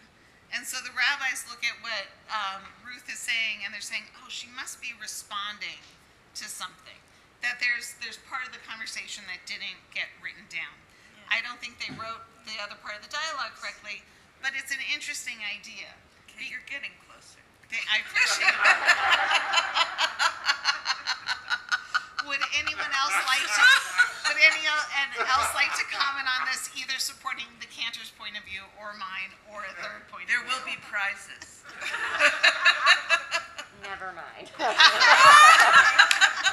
No, let's hear it. No, I think it's impressive because I think it states what's actually unspoken to an extent. Like, I don't know, like I don't think that Naomi said all of this, but like I do think it's like what was implied but not said. And so it kind of puts into perspective like what Ruth was actually like agreeing to. Kind of like you approach like marriage. It's like when you marry somebody, you know what their baggage is. And so when you're saying like I agree to all this, you're like agreeing to all the baggage and their family, all these things. You're not saying that during a wedding because that would like ruin the whole thing. Right. But like you're agreeing to it, And right. so I think I like it. You can. It's okay. I promise you.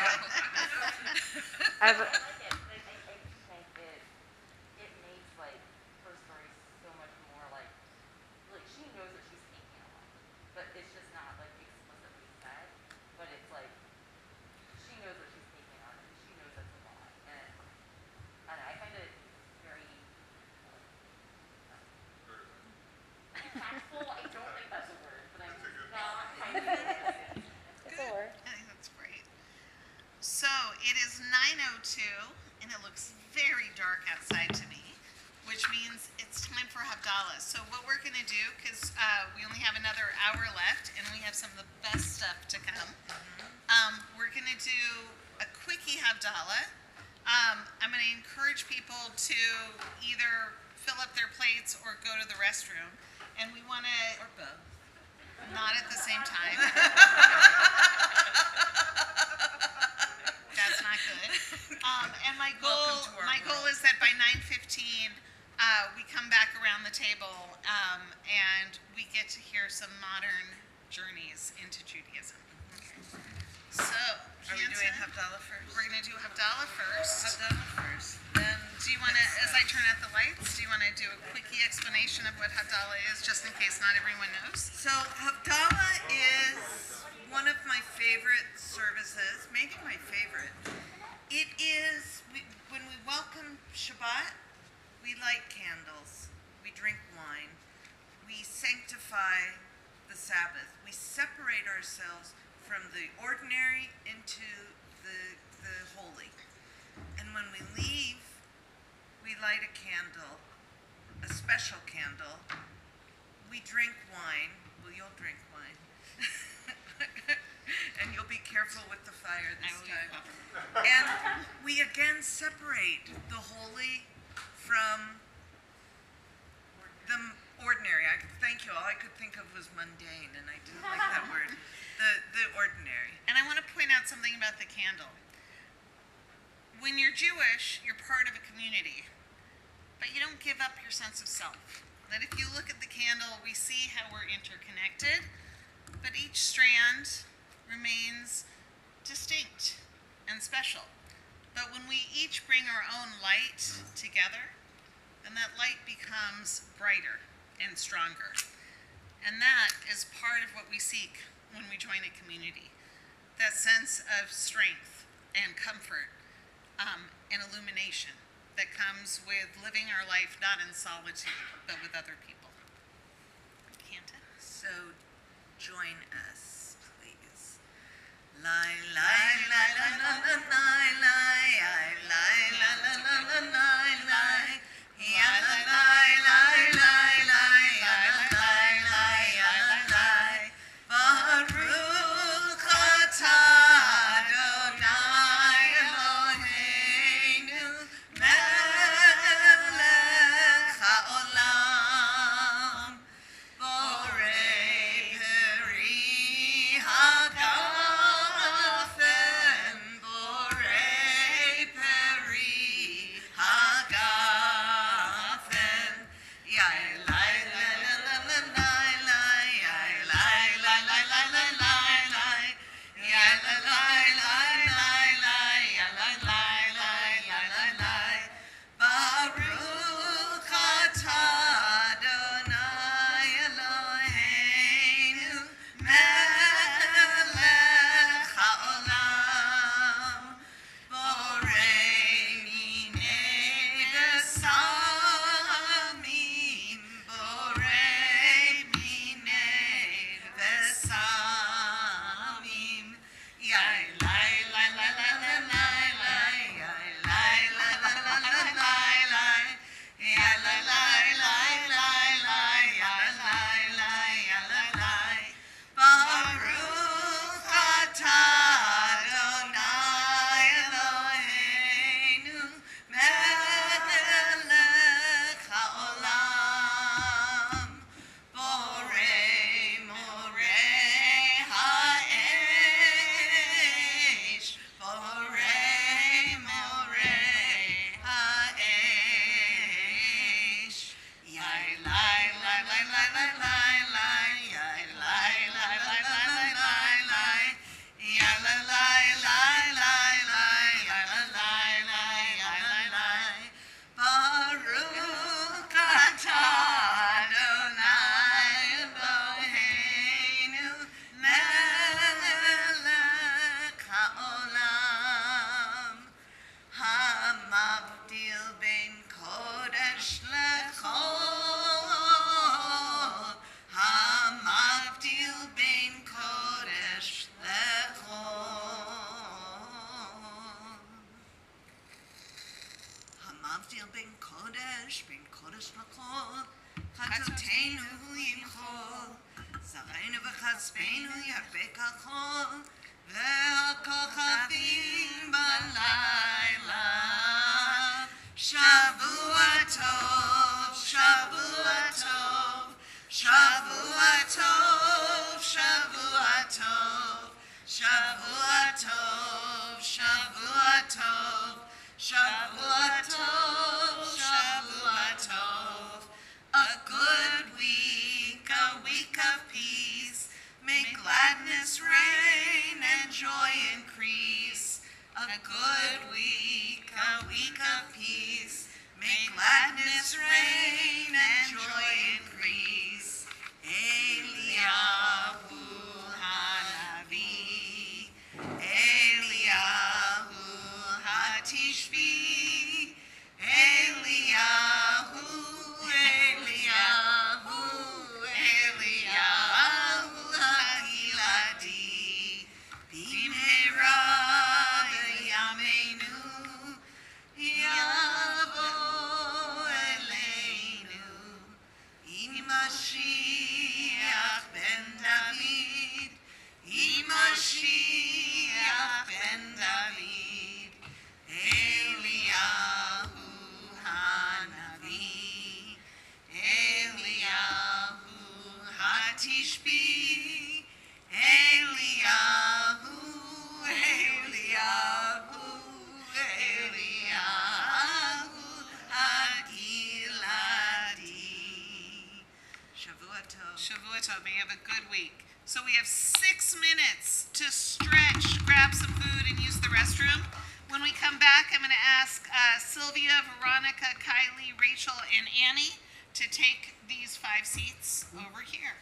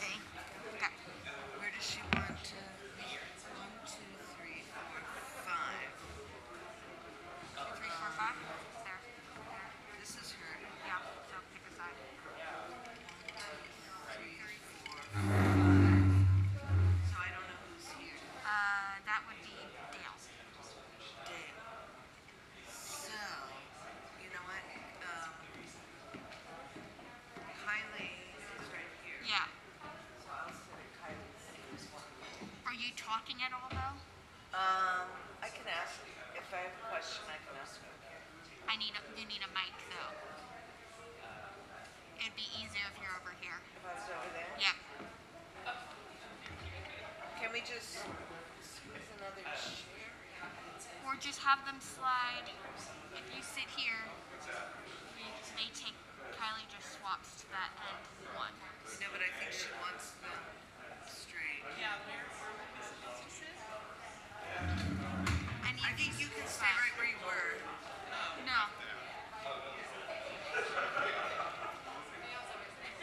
we kind of lining up like? Yes. Okay. Someone. Pick one of these 5. Okay, I'm in second, so we're starting over this way. Here? I feel like We're doing 1, 2, 3, 4, 5. Works out. Is there anywhere we can grab those? Yes, let me grab. Or I can help. Oh no, you got it.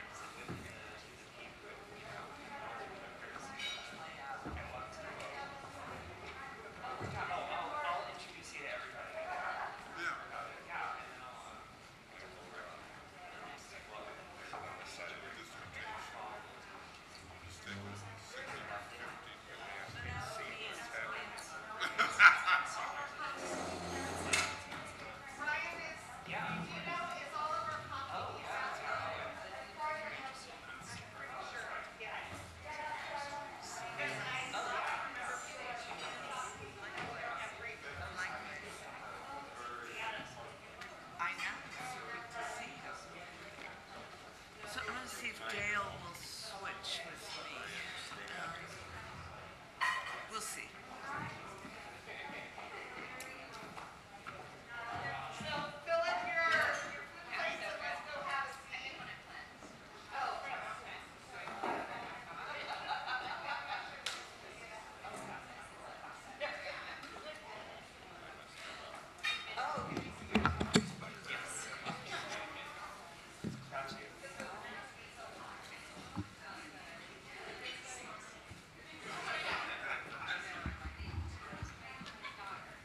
Okay, so Kent is there, you're here. Yeah, so we have 1, 2, 3, 4. I have 5 right here. Okay. Why am I counting them? But yeah, we do.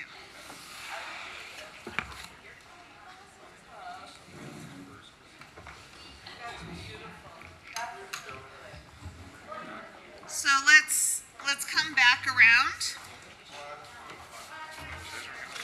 I'm gonna make a move. No, you can sit there. Yeah, I'm not sure where he is right now.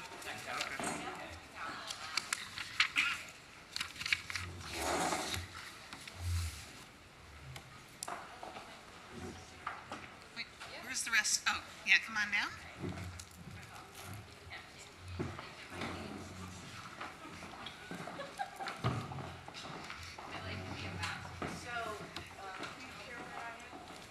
Sit wherever you want. Is somebody here? What? Who was here? Oh, Veronica's over here now, so sit there. So come have a seat. I can pull it, yes. So one of the major differences between Judaism and most other religions is that the process takes about a year to convert. And part of the reason for that really goes back to the statement of Ruth, the idea that you were part of a community. That think of it as an engagement. You know, hopefully a couple spend some serious time together before they actually get married so that they know whether or not it's a good fit, whether it's compatible. And so the idea is that when somebody is becoming Jewish, they're participating in the life of the community, they're celebrating the holidays, they're having a chance not to just read about how something is, but actually to live it, to try it on, and to say, does this feel right or not, before they come before the Beit Din. A Beit Din is something that sounds terrifying, but in the Reform, and if you're Orthodox, it probably is terrifying, but for Reform Jews, it's not. A Beit Din literally means house of judgment, but what it is a court of 3 rabbis. Rabbis play the role in Judaism of gatekeeper, of judge, and of teacher. We expand this notion of the Beit Din in Judaism, though, not just to rabbis, but also to cantors, who are also clergy, as well as to educated Jews. Because for much of Jewish history, we've lived in communities where there weren't rabbis and cantors, where educated lay people had to be the ones who were running the community.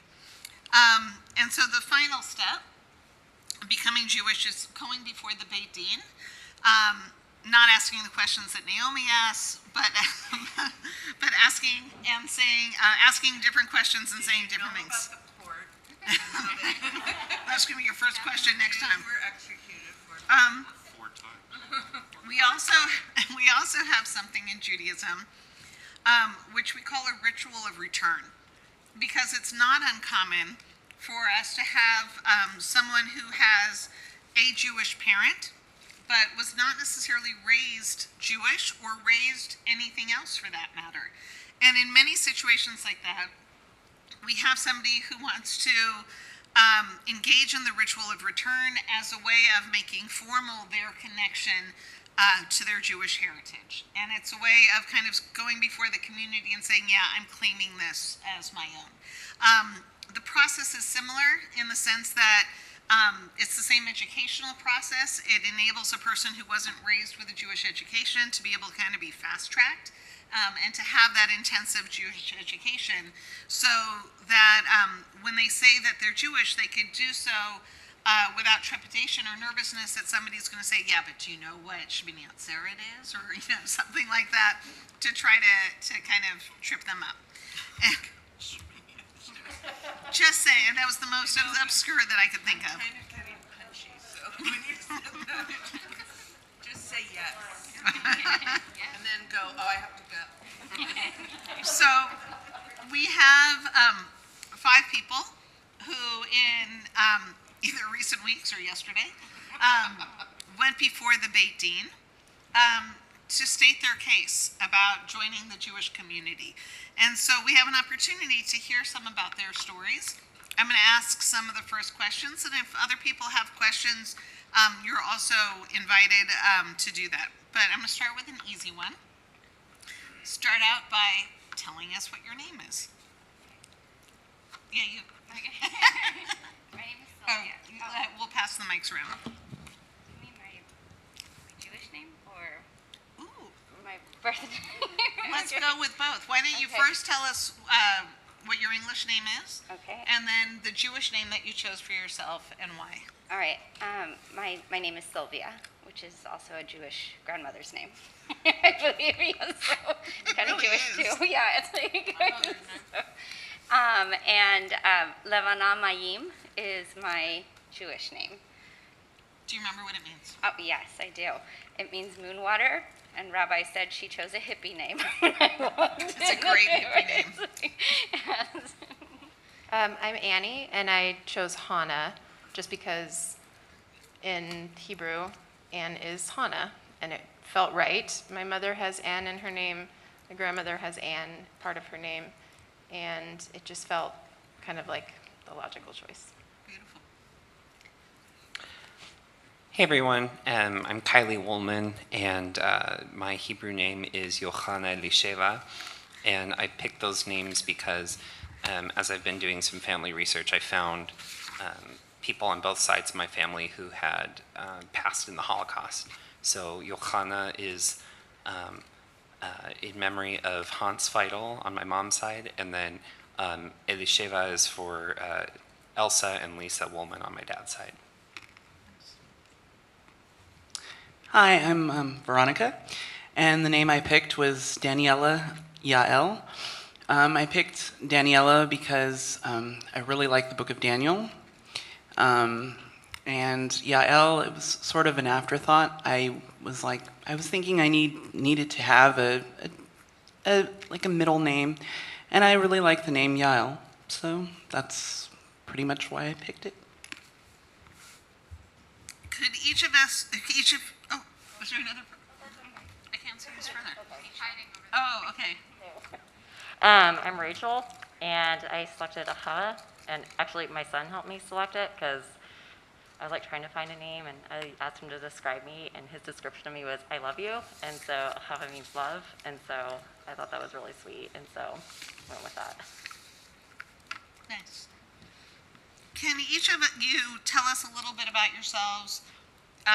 Where did you grow up? Did you grow up in a particular faith tradition? And what role did religion play in your life growing up, or did not play in your life growing up? So I was raised by, my father's from Spain and my mother's from Mexico, and they met in this country. My father as a Roman Catholic priest who was ordained at the Vatican, and my mother who was a nun initiate teaching catechism classes to children. So Catholicism was part of my growing up.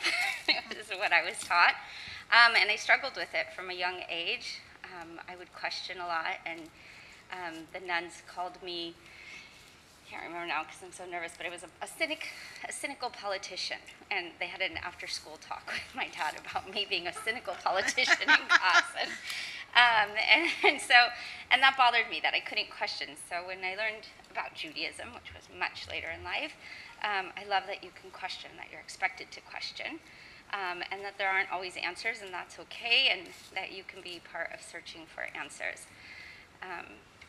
So yes, I left Catholic. I did do my first Holy Communion when I was in second grade, so I was 7 years old.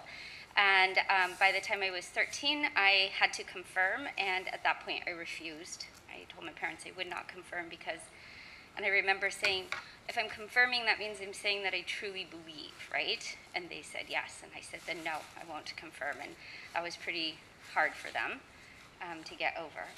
And eventually they did. But yeah, so that must have been a great dinner conversation. Yeah, at 13, I'm sure I had lots of great conversation starters. So.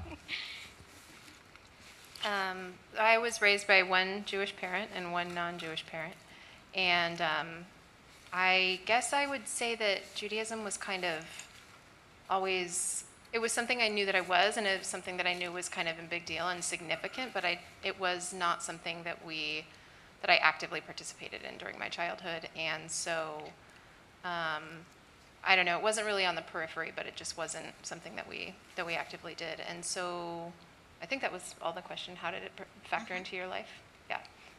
So I chose to do the return that you called it. I think ritual of return. Right. Yeah. To kind of seal in my identity as a Jewish person, even though I already was one. All right. So I did not grow up in California. I grew up in a town called Fargo, North Dakota, if you know where that's at. It's just like the movie. Are you saying there are people in wood chippers on a radio? Yeah, you know. Yeah, just two people. Yeah. It's not an everyday occurrence. Dad's side is predominantly Lutheran. Mom's side is Catholic, and I think that was kind of causing some hubbub back in the day when you guys got married. So I grew up going to a Lutheran church on Sundays and going to a Catholic school for elementary school. I was quite devout, I guess, like I was studious and had a love for God and for tradition, I guess, but I very much did not fit in either place. Looking at me, it's like I have olive skin, brown, eyes, and wavy to curly hair pattern, and I grew up somewhere where it was aggressively Scandinavian, right? Like it was a sea of blue-eyed blonde kids, and I would get questions like, "What are you? Like, where are you from?" As early as like 4 or 5, and I'm like, "I don't know, I'm from here."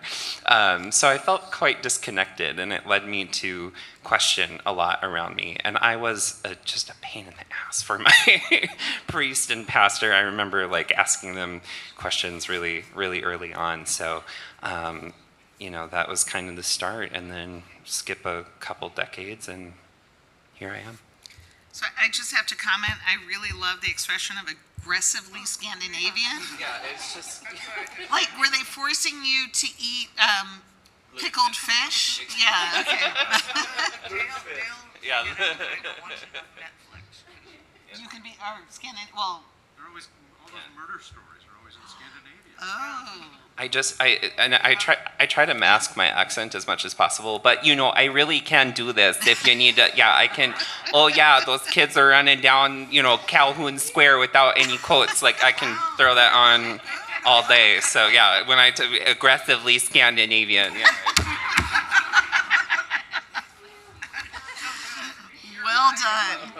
You're going to have to be in the Purim Spiel next year. That was excellent. So I have a story kind of similar to Sylvia's and kind of similar to Kylie's. I was raised Catholic. My mom was Lutheran.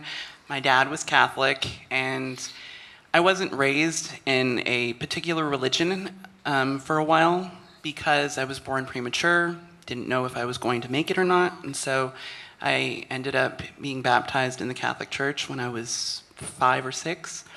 And I went through the whole process of all of the baptism and confirmation and all of that, and became an altar server and was really involved in the church.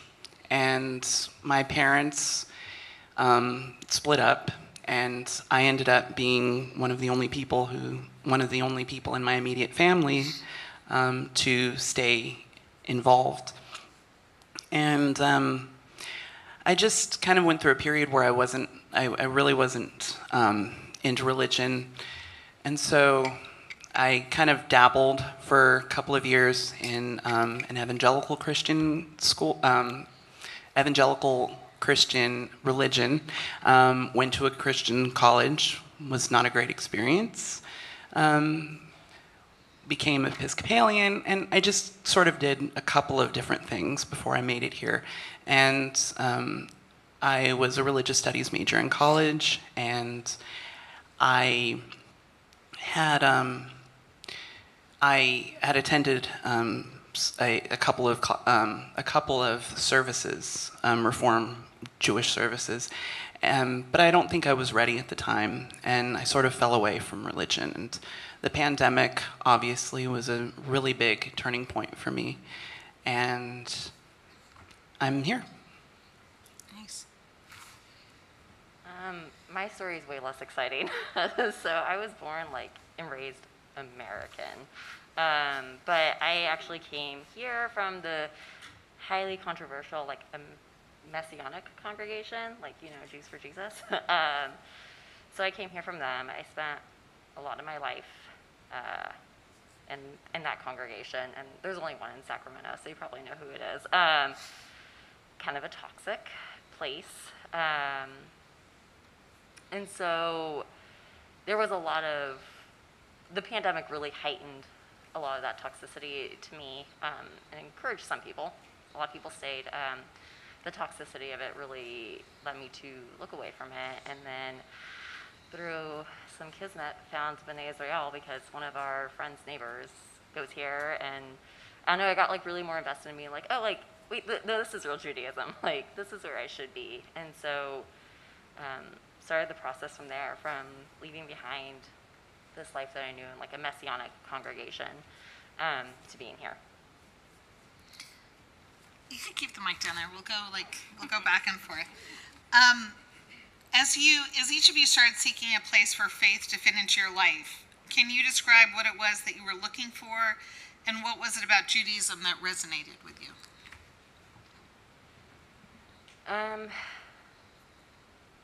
Well, I felt, even coming from a Messianic congregation, felt Jewish, but knowing that it wasn't real, I use that term loosely, but it wasn't what this Judaism is. And this is where I felt like I belonged.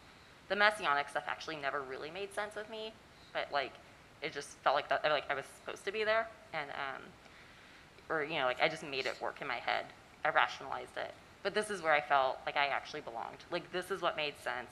This is where I lived life, kind of didn't have this heavy burden of fearing what my eternal fate was, or things like that they kind of stress in a Messianic congregation. And so kind of relinquishing that and being here was like super important, and wanting to find a sense of community for my kids to grow up in an actual Jewish community and get to know other Jewish kids, because outside of being here, we don't have a lot of like Jewish families in our area. And so for me, the driving factor was really getting my kids involved, to give them kind of the life that I'm hoping to build for them, which I couldn't do in our former congregation, but I can definitely do here and with like a good set of people. And like we've been attending all the like kid events and stuff, and it's been like great, and it's been exactly what I was hoping for when we found B'nai Israel.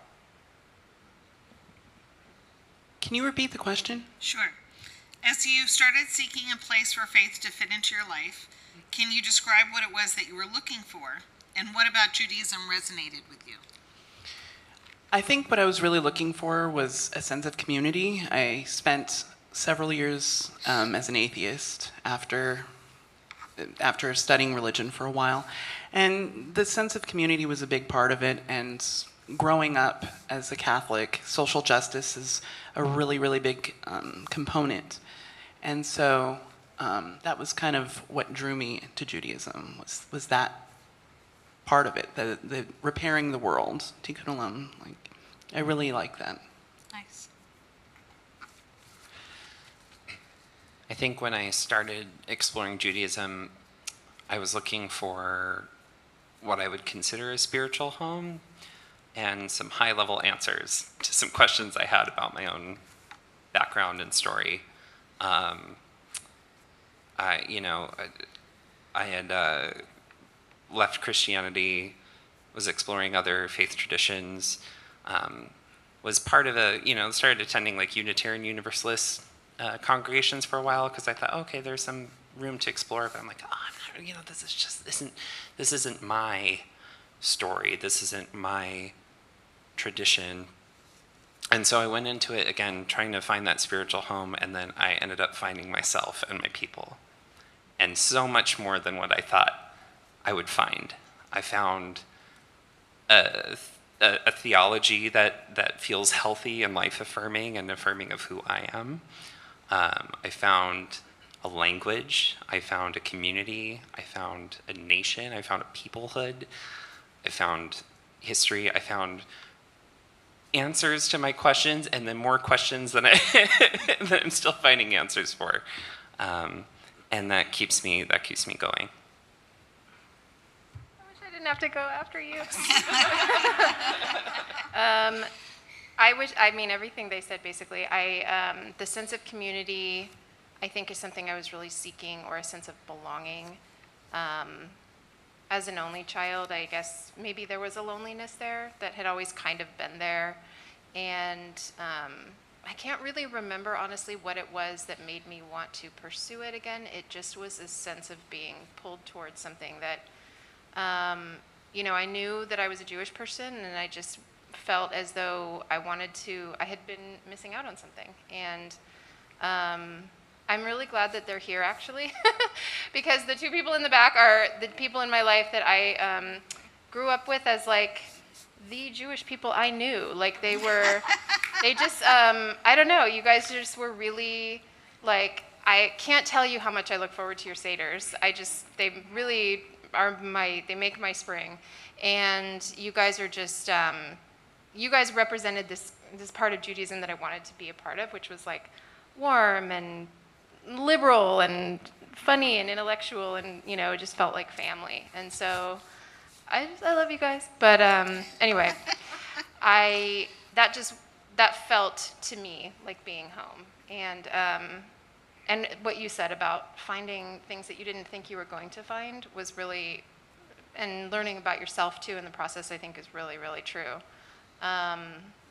So yeah, I think maybe I missed a part of your question at the end there, but No, that was good. Okay. So I think my story is pretty similar to everybody else's. Other than, I think my journey sort of started, no, it did start as a teacher. I was a Waldorf teacher for a while. And in my class, I had 2 Jewish families and some Jewish students. And there was another teacher who is a modern Orthodox Jew. And in 3rd grade, I taught the Hebrew, the stories of the Hebrew people. That's what we called it at the Waldorf school.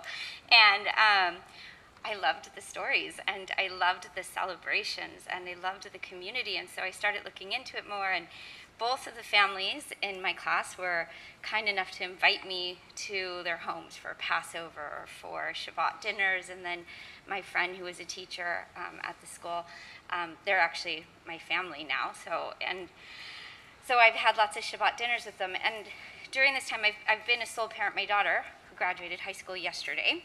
Thank you. Yes. I've raised her. I've been her sole parent since she was 15 months old. And so the idea of Shabbat being a time where you're with family and you're taking this downtime, and then the community was super important to me because I wanted to offer that to her also, not just to myself. It just felt like we needed that strength.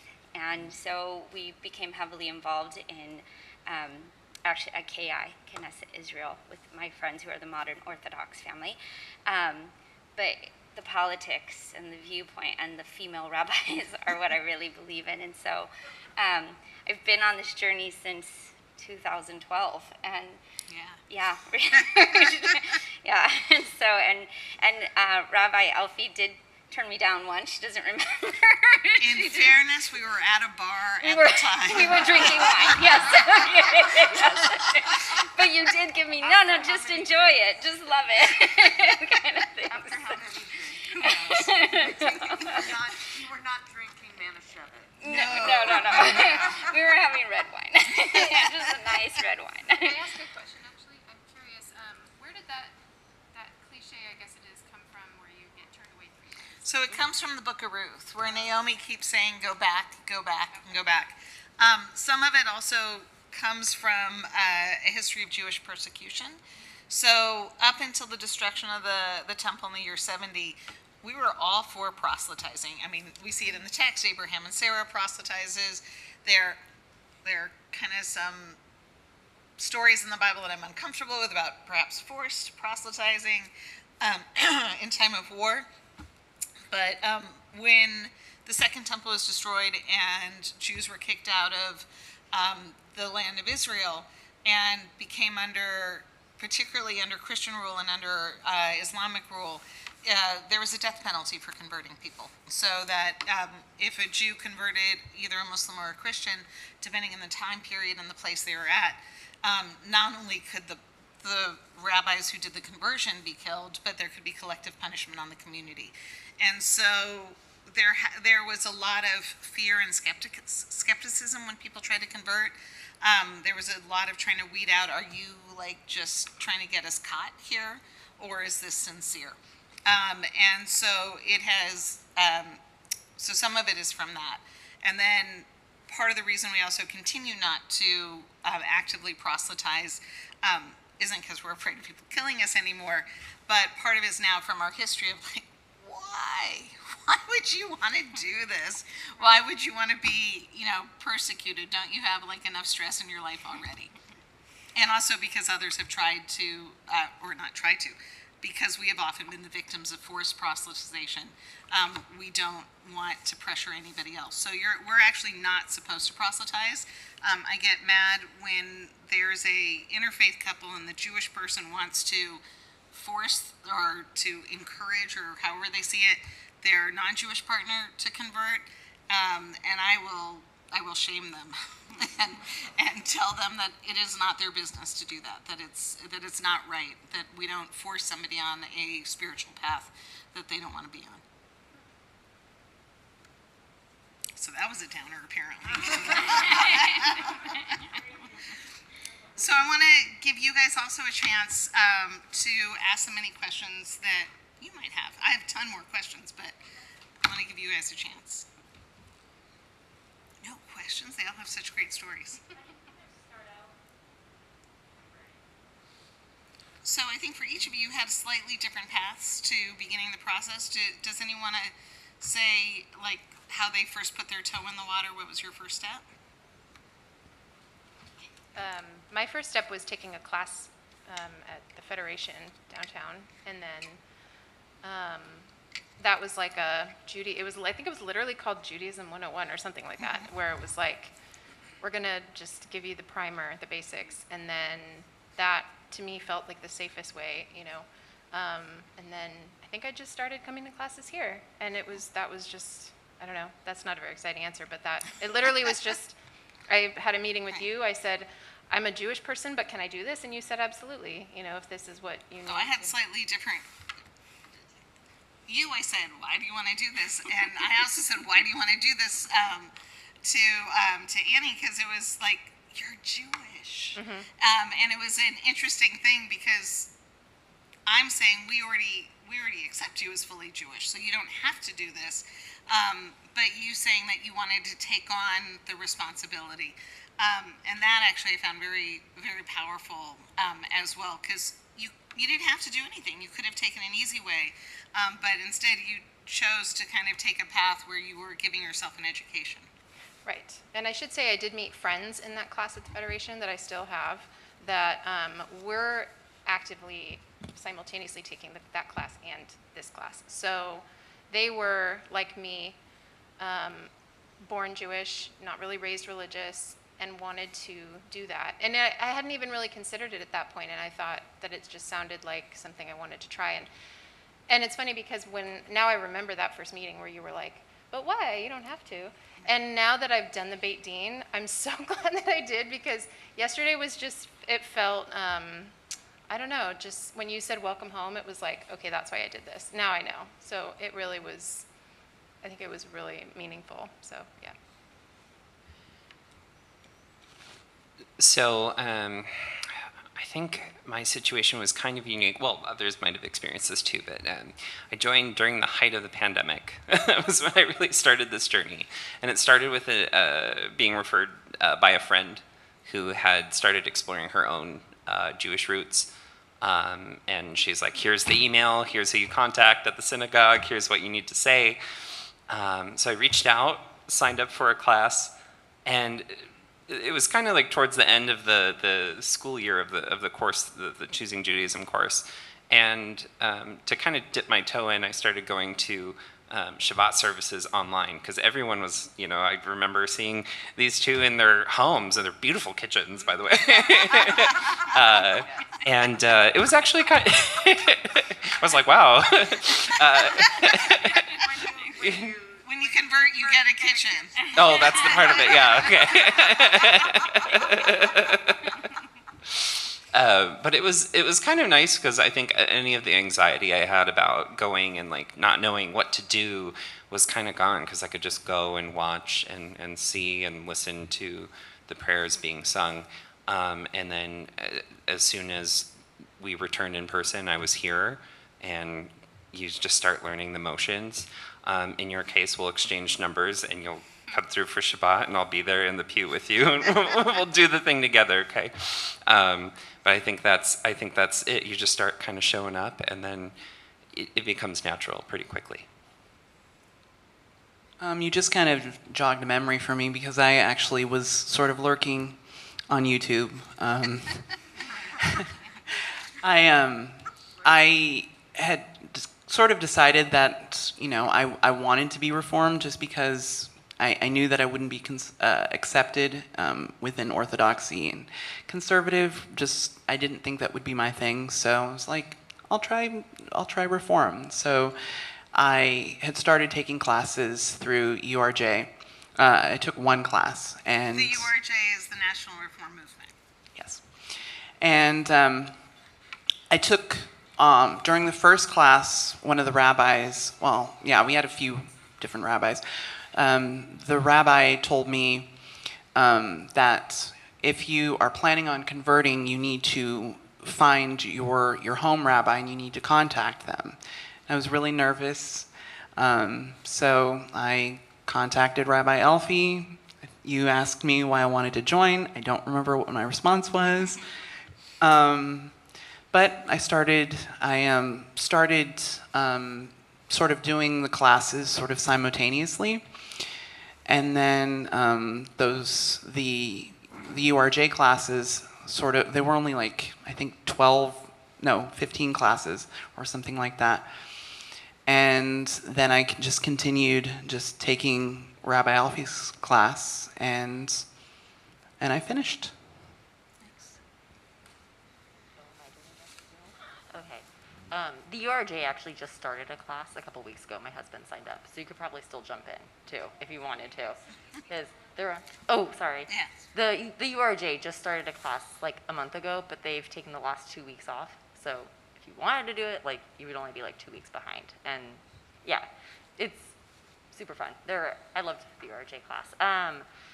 But yeah, I started looking in like 2020 when I was like ousted from my other congregation, and I was like in dismay and sad and crying, and I found B'nai Israel, and this was before I knew our neighbor attended, and I emailed Rabbi Alfie, and then got a response that she was on sabbatical, so I cried more, and then and it actually took me a couple more months to get connected, but that was just also, it was like summer, and everything was already a nightmare. It was like 2020, and I had lost like my home congregation that I had been at for forever. And so, but yeah, it's been so long, I don't even remember this, like how it started, but I don't even know if I knew about the URJ classes, because I knew about the Federation ones, but it was so overwhelming to look at the Federation ones for some reason. And then I think Rabbi Alfie told me about the URJ, and that was way more manageable, because it was like once a week via Zoom for like an hour and a half. And so, but yeah, and then I started with the classes here, and I also did them simultaneously, and it seems way more overwhelming than it actually is. And it's so much more, to be perfectly honest, every class, whether it's URJ or here, I always walked in with this sense of like, oh, this is gonna be too much, and then always left with being like, that was not enough, like I want more. And it's like constantly being reinvigorated to like continue, which is what made it like when Rabbi Alfie was like, okay, so you're ready for your Beit Din. I was like, wait, really? I am? Like, I mean, cool, but also, wow, like that seemed like it was not a long time. And I don't know, yeah, just email or talk to any of, we all got the connections, so.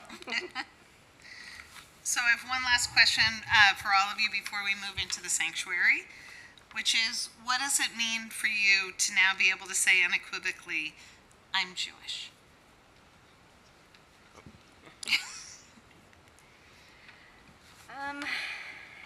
It means that I've reached my goal. Like it was something I wanted for a long time, and it's like I got married. I guess I got married to Judaism in a way. Like it,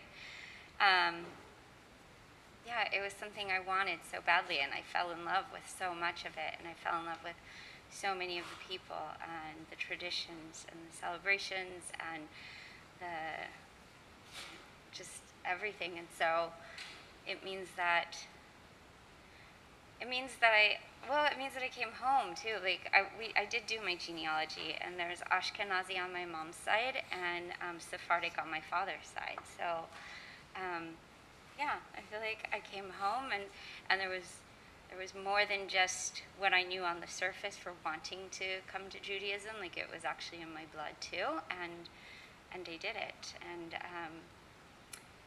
so yeah, I guess it's coming home. It's being married and in love with it, and having this new confidence and pride. Yeah. Nice. I think the biggest one for me is to be able to say, to not feel like, well, I'm not that Jewish or something, because I wasn't raised with a lot of traditions or a lot of study or anything like that. And so now there's really, I guess after going through this process, I have a lot of pride, and I don't have as much trepidation, I guess, about owning it, because, it doesn't matter that I missed out on that much stuff. All that matters is that I feel it today, and that I feel it going forward. And yeah, I think just a lot of pride. Kind of echoing what both of you said, I really feel like it's like I'm home, and my identity matches who I am, and I make sense in the world, and I make sense in my community. And then also there's this sense of saying like, I am a Jew, I'm Jewish. It's now I can go forth and help continue build this community. Like I can be part of the minyan. I can be a teacher. I can learn how to chant Torah, which I'm really looking forward to. Yes. As soon as we're ready to go, it just means I can get fully engaged. I can help other people who are on this journey reach the same comfort and level of belonging that I've found. So it's an exciting journey to be on. Sort of the same thing. I'm really glad that I'm here. I'm just kind of trying to sort of, I remember like the morning I woke up after everything, I was just, holy F, I don't know anything. And I'm just, and it was really overwhelming, but I remembered what you all had said. It's a lifelong process. And I'm really looking forward to just studying the religion more, because I mean that's what my whole major was in college, and it's just something I'm really into, and trying to figure out what I want to do here. So yeah.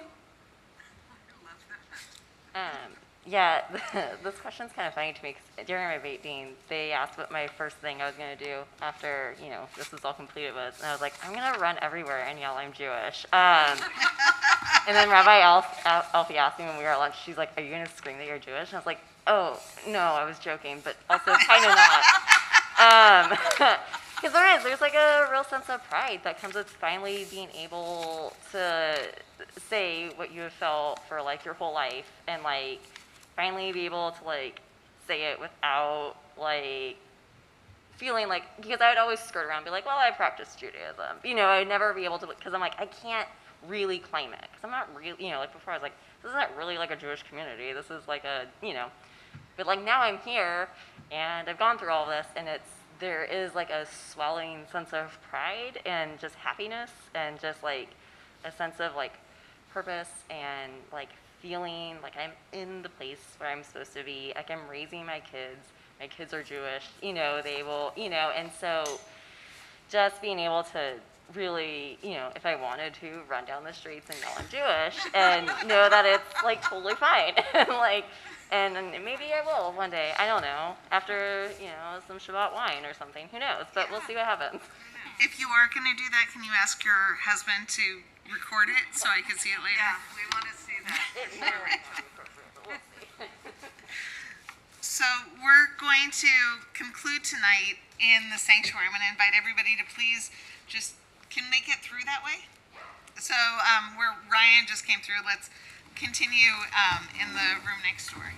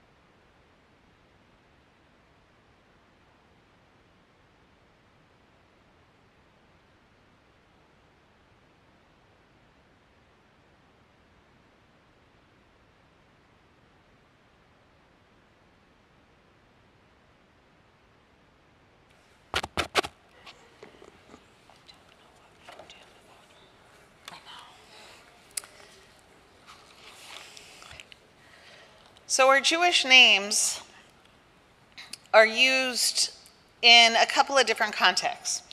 When we sign a ketubah, a Jewish marriage contract, we use our Jewish names. When we are called to the Torah, we use our Jewish names. When we pass away, we use our Jewish names on the headstone. We sometimes use our Jewish names as a sign of endearment, as a nickname to call one another. Yes. Because it has a feeling of familial connection. Yes.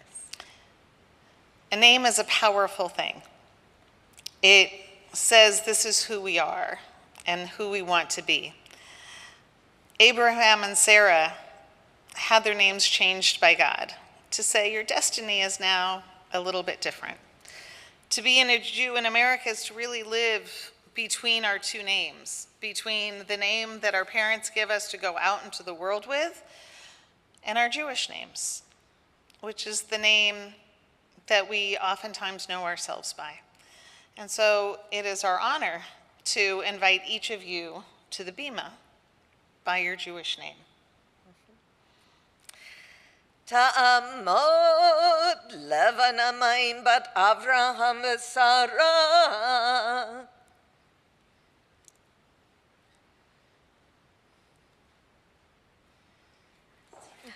That's okay. You don't have to say anything, you're safe. Yeah, you're safe, I promise. Ta'amod Daniela Yael bat Avraham v'Sara.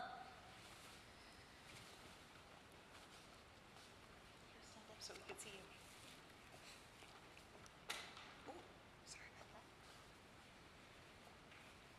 Ta'amod Yochana Elisheva bat Avraham v'Sara.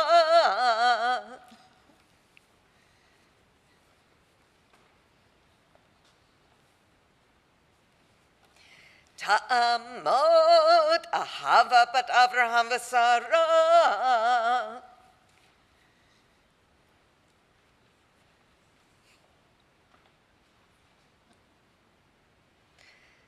V'ta'amod Chana bat Goldi.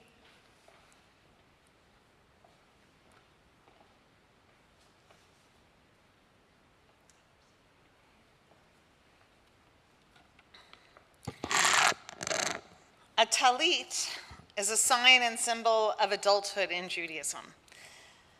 Because as an adult in our community, you also hold a place of responsibility. However, as you feel the talit around your shoulders, I hope it doesn't feel like a yoke, but rather as a warm embrace. Traditionally, we begin our day by putting on the talit for our morning prayers.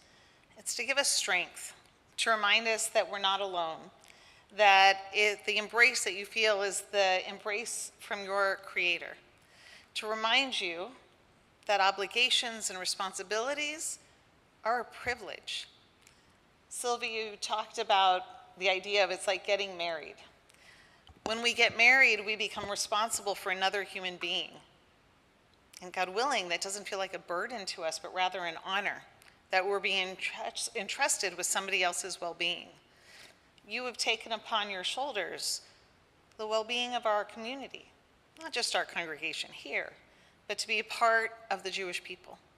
And I hope that it always feels to you, as the talit does, as a warm embrace that gives you a sense of strength and courage as you go through each and every day. And I'd like to invite the congregation to please rise as we go before the ark. And I would also invite you to come and join us, if you would like to come and join us on the Bima as well.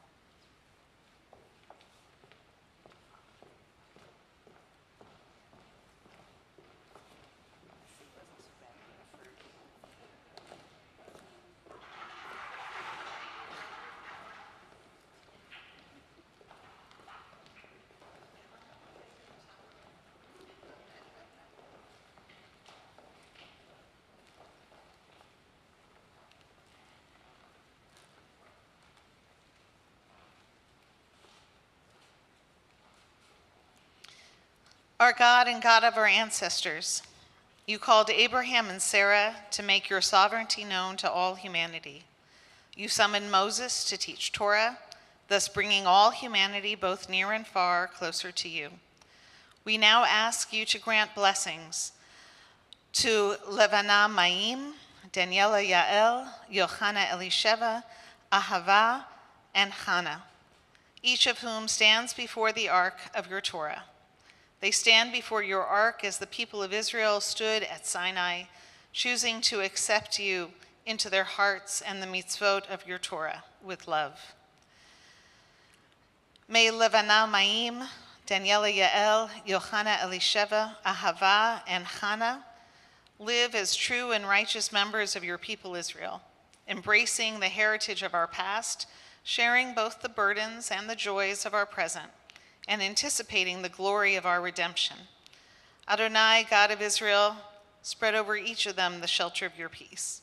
Grant them the treasures of your blessings in a life of Torah and Ma'asim Tovim, of good deeds. And let us say, Amen.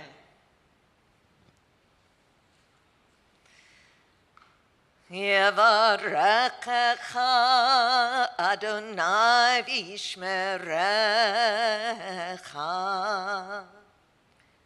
May the Holy One bless you and keep you.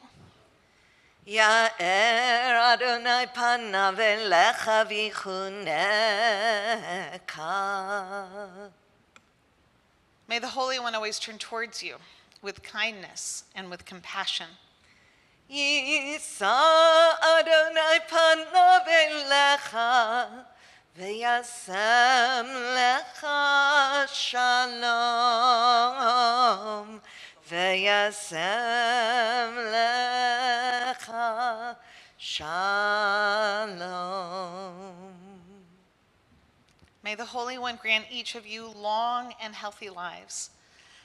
And may each of you be blessed on this journey that you have undertaken.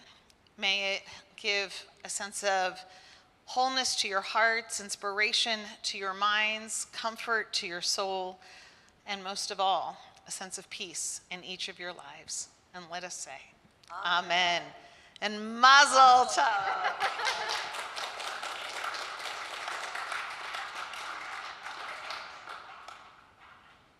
Just so you know, the cantor will be emailing you soon about your adult b'nai mitzvah. Welcome home, everyone.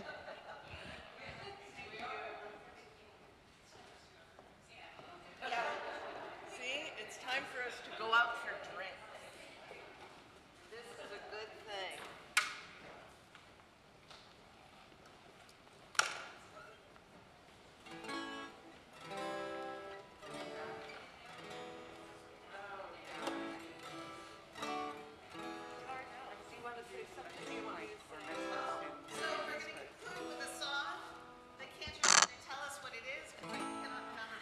We are going to conclude with Eitz Chaim Hi, with "It is a tree of life."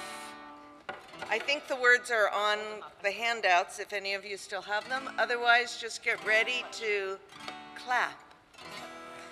Eitz Chaim Hi lemakazikim b'v'tomchei ha-me'ushar. Eitz Chaim Hi lemakazikim b'v'tomchei ha-me'ushar.